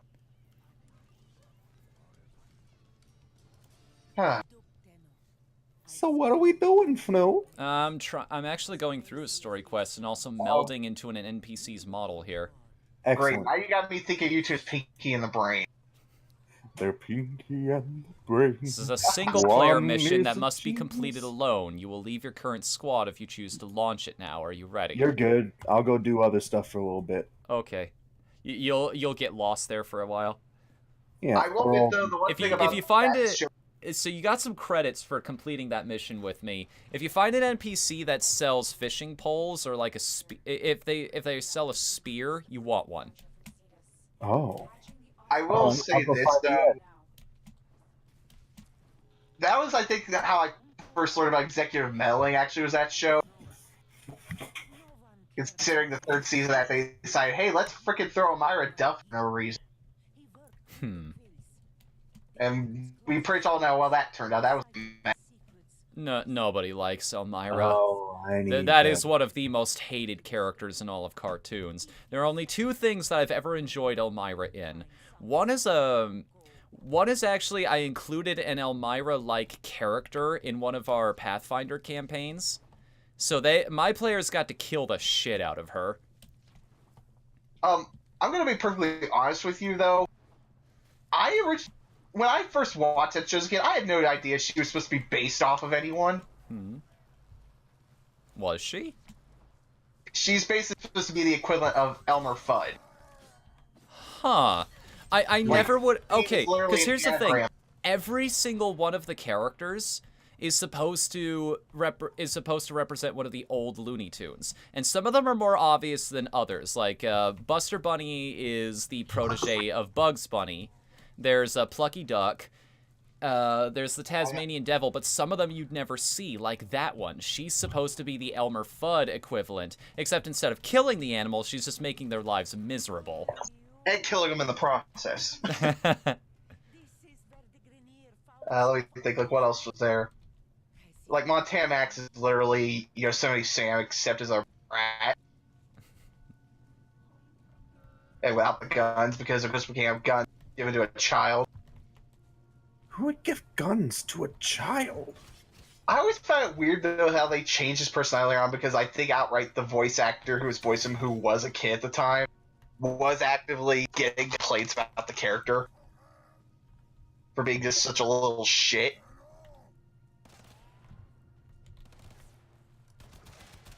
What level am I? Though, I honestly don't mind that, because I think that's probably why I actually could stand him as a character compared to someone like Angelica, who you want to punch after a while. For how much of a brat she acts like. That was a character that was so unlikable, even the people who were animating her were doing art of her getting destroyed.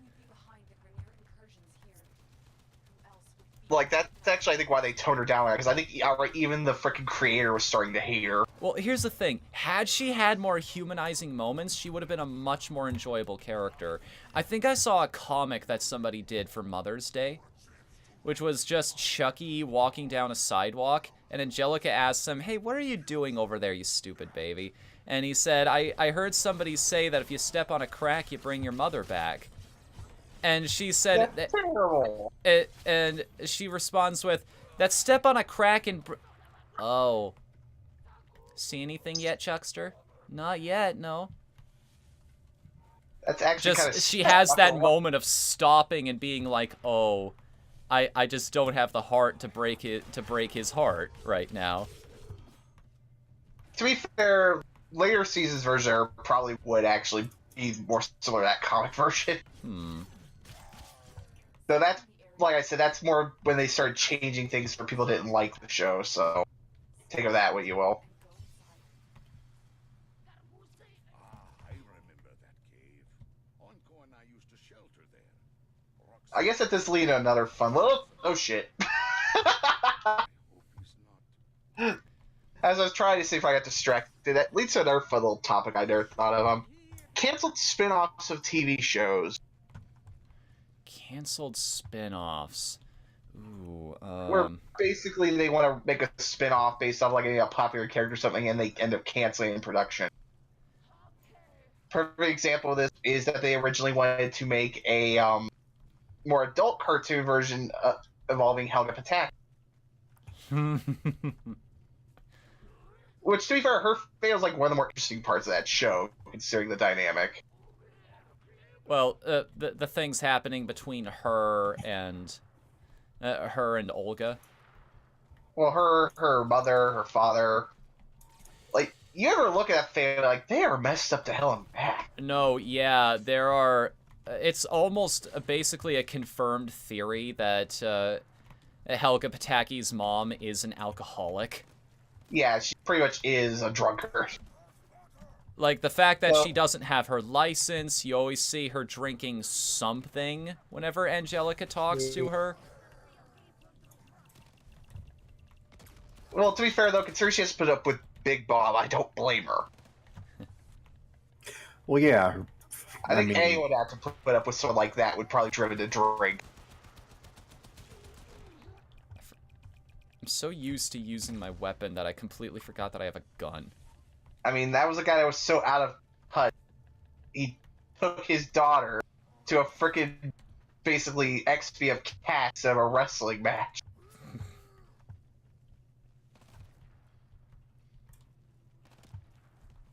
I mean, I also, like I said, I love... It's something I kind of miss cartoons are. You don't really see stuff like that much nowadays. What? What, alcoholism? Have you watched Family Guy? No, I'm more talking about like having cartoons that have like dark themes like that. Well, What, Family Guy? Have you seen Family Guy? No, Family can go to hell, but I'm more talking about in a way that makes you think, not in a way that's just disturbing. Where the hell is this container that I'm looking for right now? I think the closest you get will be something like Steven Universe, where they do get into a few things like that, but... I still recommend if somebody's going to get into Steven Universe, the one episode they should watch is, what is it, Rose's Scabbard? Yeah. Well, that's a really good one.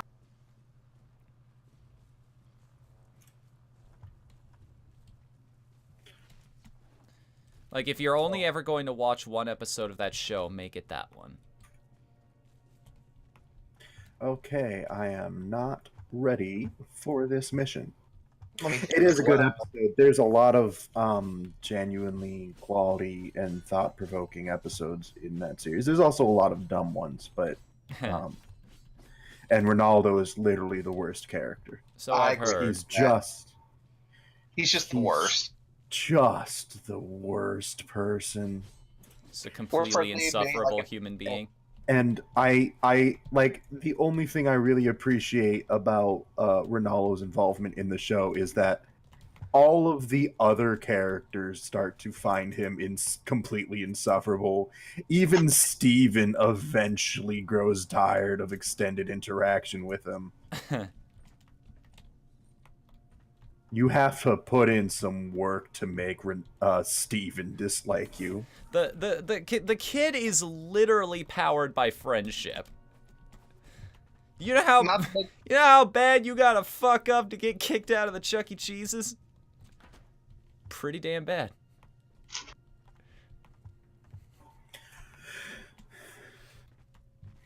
I am completely stumped. I have scoured every single inch of this camp looking for this container they want me to find. I've tried attacking everything. I've tried walking over every single inch of the circle, but nothing. You know that you can press X to interact with certain objects, yes? Well, I haven't gotten I haven't gotten like an interaction with anything. No matter what I look at, no matter what I try to come up to, it's just nothing. This may be time for wiki usage then. Because I seem to recall having some trouble myself.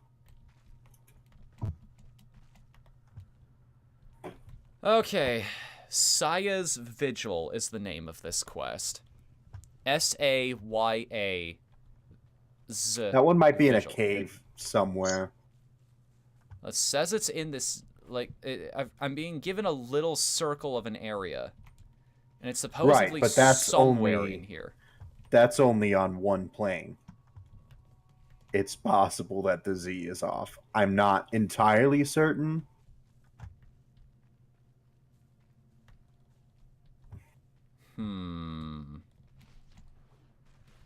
I'll back up a little bit. See if I can't check your map also. Well, the map is just giving me an area. That's the problem. I've got this little circle that it could be in. Right, but it should mark any nearby caves also. Let's see. Hold M to open the advanced map. Let me think, like, what else was there? Then again, old school T also had some weird rules when it came to, like, what you could and couldn't do on your shows when you made them.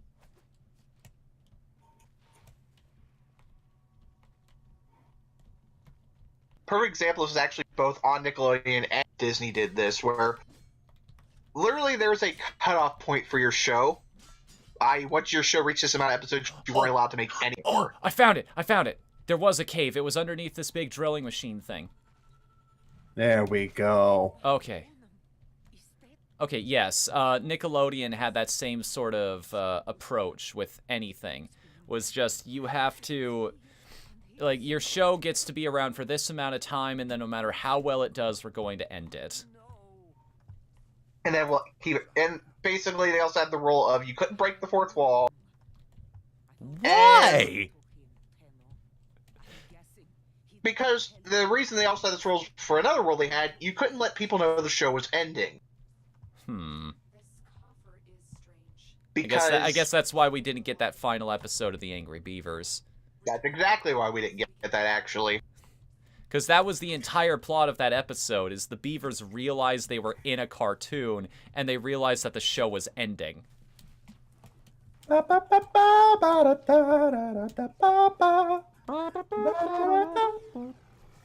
This entire stream is just going to be a singing song. The theme song. Hey, you remember that Wayne song? It goes...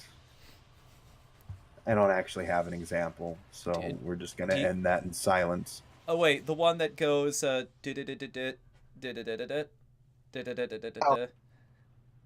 god.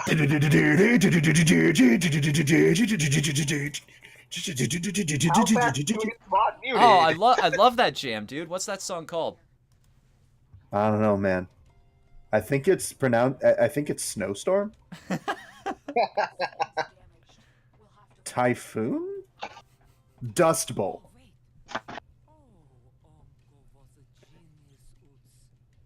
But to get back on track, looking back at that show, so that show got away with a lot. Angry Beavers? Yeah. Oh, honey, donkey. I mean, wait a second. No, there was a joke that broke the fourth wall, and they got away with it in the Angry Beavers. It's the episode where they went back to ancient Rome, and there was that fist. Like there was a giant stone fist that they used to punish the gladiators or something like that. And it was an open-air arena is the thing. So Daggett just straight up asks Norb at one point, "Hey, Norb, what's this hanging from?" And he completely deflects the question. It's funny you mention that. There is technically one other breaking the fourth wall moment they got away with. I forget what episode it was. But basically, you had Norbert looking through their mail, and they'd gotten, I guess, a letter saying that this guy just had a baby with his wife. And it was the name of one of the voice actors. Aw, that's kind of cool, actually. It was like, congratulations. Who's that guy? No. Oh, I love shit like that, honestly. But yeah, it's basically the reason they had that role, though, to go back to it, was they had the mindset of wanting to keep these shows like in syndication on the network forever. Mm-hmm. And so as long as they had the mindset of kids, unfortunately, were stupid, as long as we don't tell them the show's ending, they'll think there's always going to be a new episode around the corner. And then kids go, "Where's my new episode?" Yeah, that's sort of the problem with that, is you can only keep that charade up for so long. I think it's pronounced Karate. Karate. Yeah, there we go. You can't keep up that karate for that long. Luckily, they did learn their lesson, essentially, stop doing stupid shit like that. I was there. I might be able to. Because that's the thing with fourth wall humor. It works in small doses. It's only when nowadays when you see people like try to do it constantly that it can get a little grating.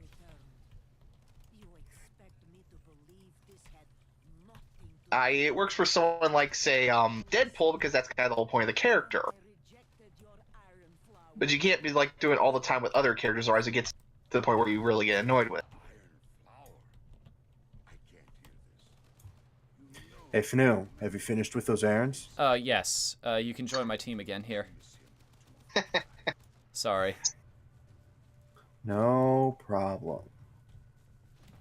Oh god, now I'm thinking of Harvey Birdman for some reason. Probably one of the few Adult Swim cartoons that was actually smart. Which one? Harvey Birdman, Attorney at Law. Oh, yeah. I actually haven't watched that one. I don't know the first thing about it, except... I don't know the first thing about that No, I have watched one episode of that show. It was Which one? It was the suntan lotion one. Oh, Lord. Suntan lotion. Listen, you're getting a little immune. I think we need to move you up to the French stuff.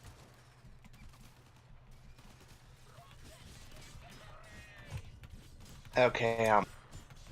I've watched that. I've watched the episode where they equate your powers getting stronger to going through puberty for a superhero.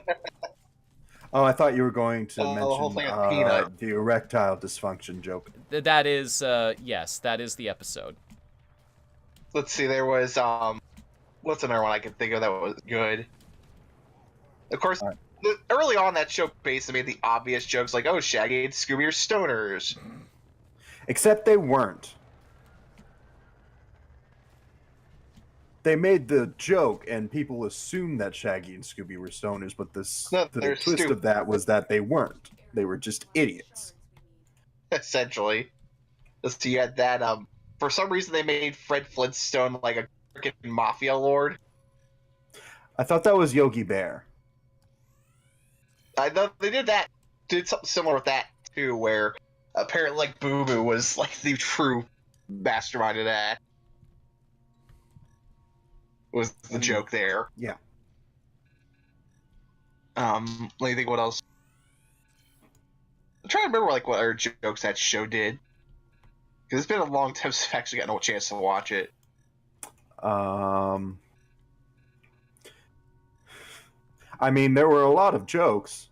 My personal favorite is the episode with X the Eliminator. Oh yes. I must get Birdman's crest. I bring you the crust of Birdman. Crest. We wanted his crest. Oh, that is embarrassing. Then, of course, you had freaking Men Talk the Mind Taker. Yes. My favorite jokes were usually the ones that were the stupidest. No big surprise there. Like the X the Eliminator joke. Phil Ken 7, Birdman's boss, who has an eye patch. Stephen Colbert. Sights up X the Eliminator in the rearview window of his car and goes, "Ha ha! Now I've got you in my sight." Let's see. Fuck, I forgot that he had Reducto, who was always just his paranoia being hilarious as hell. Yeah. Excellent, Tenno. There should be more. It was a good show. So, what's your favorite thing about Warframe thus far, Fnu? Honestly, I mentioned this the last time we played this game. My favorite part of Warframe is the controls. This game just feels good to play. Oh, yeah. It's one of those games I understand why it gets away with having the grind that it does. Because the game is so satisfying just to control that it's satisfying just to move your character around from place to place.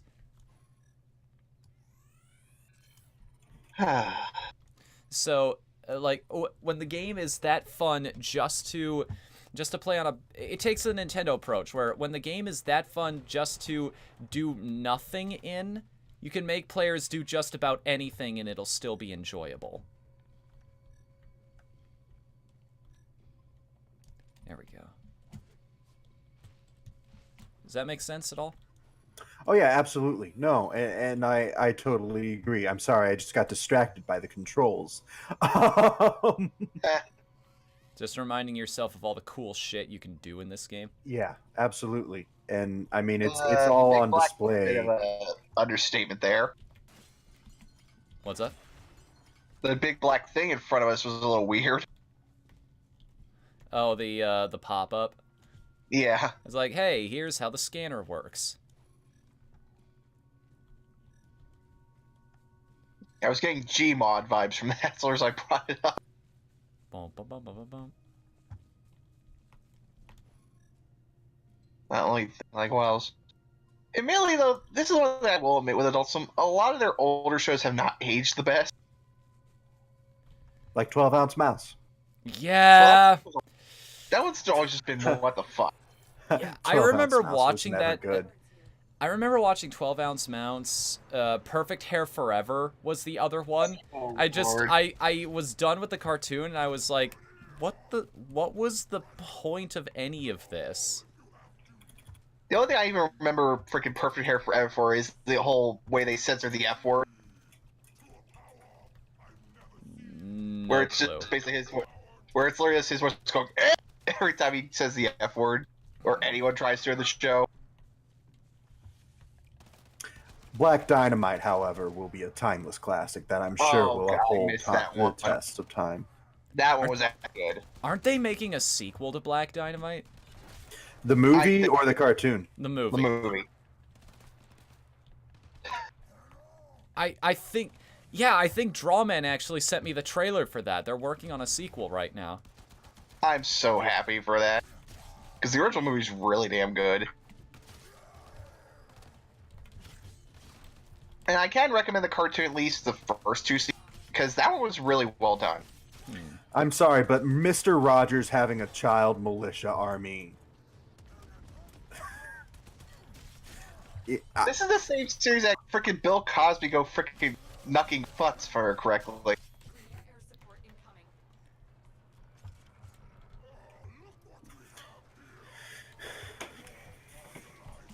Let me think, like, what else?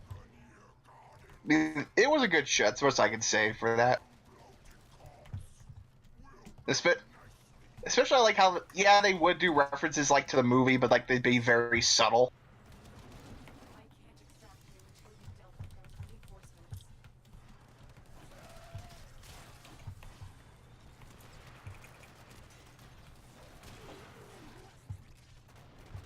I don't know why that show got canceled after 2 seasons. That's the only thing I'm a little sad about. Anyone watch Major Lazer? I watched a bit of it. It wasn't my cup of tea, honestly. The part that I enjoyed was that there was an episode titled Vampire Weekend where vampires have a vampire weekend because there's a blood moon, and the voice of one of the main vampires is the lead singer of Vampire Weekend. Ha. Then you have freaking Axe Cop. Get to extract. Yeah, Axe Cop was very good. I didn't like that show with how fucking absurd it was. Right, and I mean the writing is cleaned up a little bit, but largely you have to remember that it is the creation of, if I recall correctly, an 8-year. Yes, okay, so the story behind Axe Cop is it's a professional comic artist who he just gave full creative control to his 8-year-old son and let him design the plot, the story, the character designs, everything. And he just posted it online as it was happening. So there's no maliciousness behind it. He doesn't axe bad guys because he's some broken, disturbed individual. This is just the child's logic, is you axe the bad guys. That's what you do. Because they're bad guys.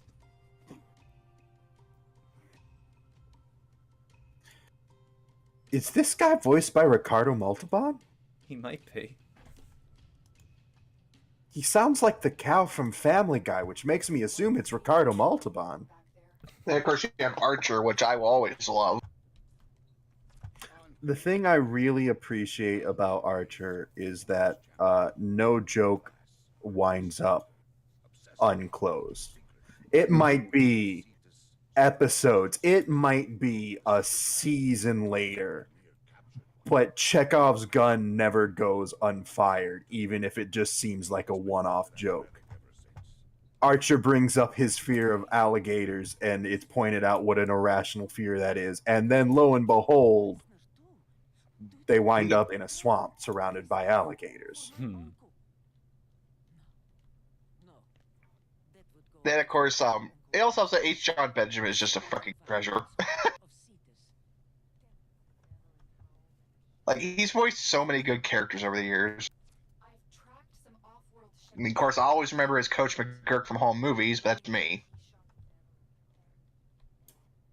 My favorite episode is the crossover with Bob's Burgers. Oh yeah, that was hilarious. All right, everybody. I hate to end the conversation here, but it is closing on 8, which means I need to start getting ready for the next game we're going to stream tonight. No problem. Looks like I'm going to take about a half-hour break, but then we'll come back here at 8:30. And we will start up something different. But don't go anywhere quite yet. There are a couple things we do at the end of every stream every night. Unfortunately, we only have 4 viewers, which is below our number of 7, which means we cannot do a raid, but there is one other thing we do. We need to roll a d20, like this one I'm holding on to right now, to see if something amazing happens. And we got a 2. Don't. Your heart's in the right place. We need a 0 attached to that 2 for something amazing to happen. Not quite there. All right, everybody. Thank you very much for coming to this. Thank you to my co-hosts, the Potate and Noel Moogle. We're going to take a short break just to go to the bathroom, stretch our legs, eat, all of that good stuff, and we will be back here in 30 minutes for, whatever I feel like playing tonight. Oh, Till then, I'm Whatthefnu. Later, everybody. Mm-hmm.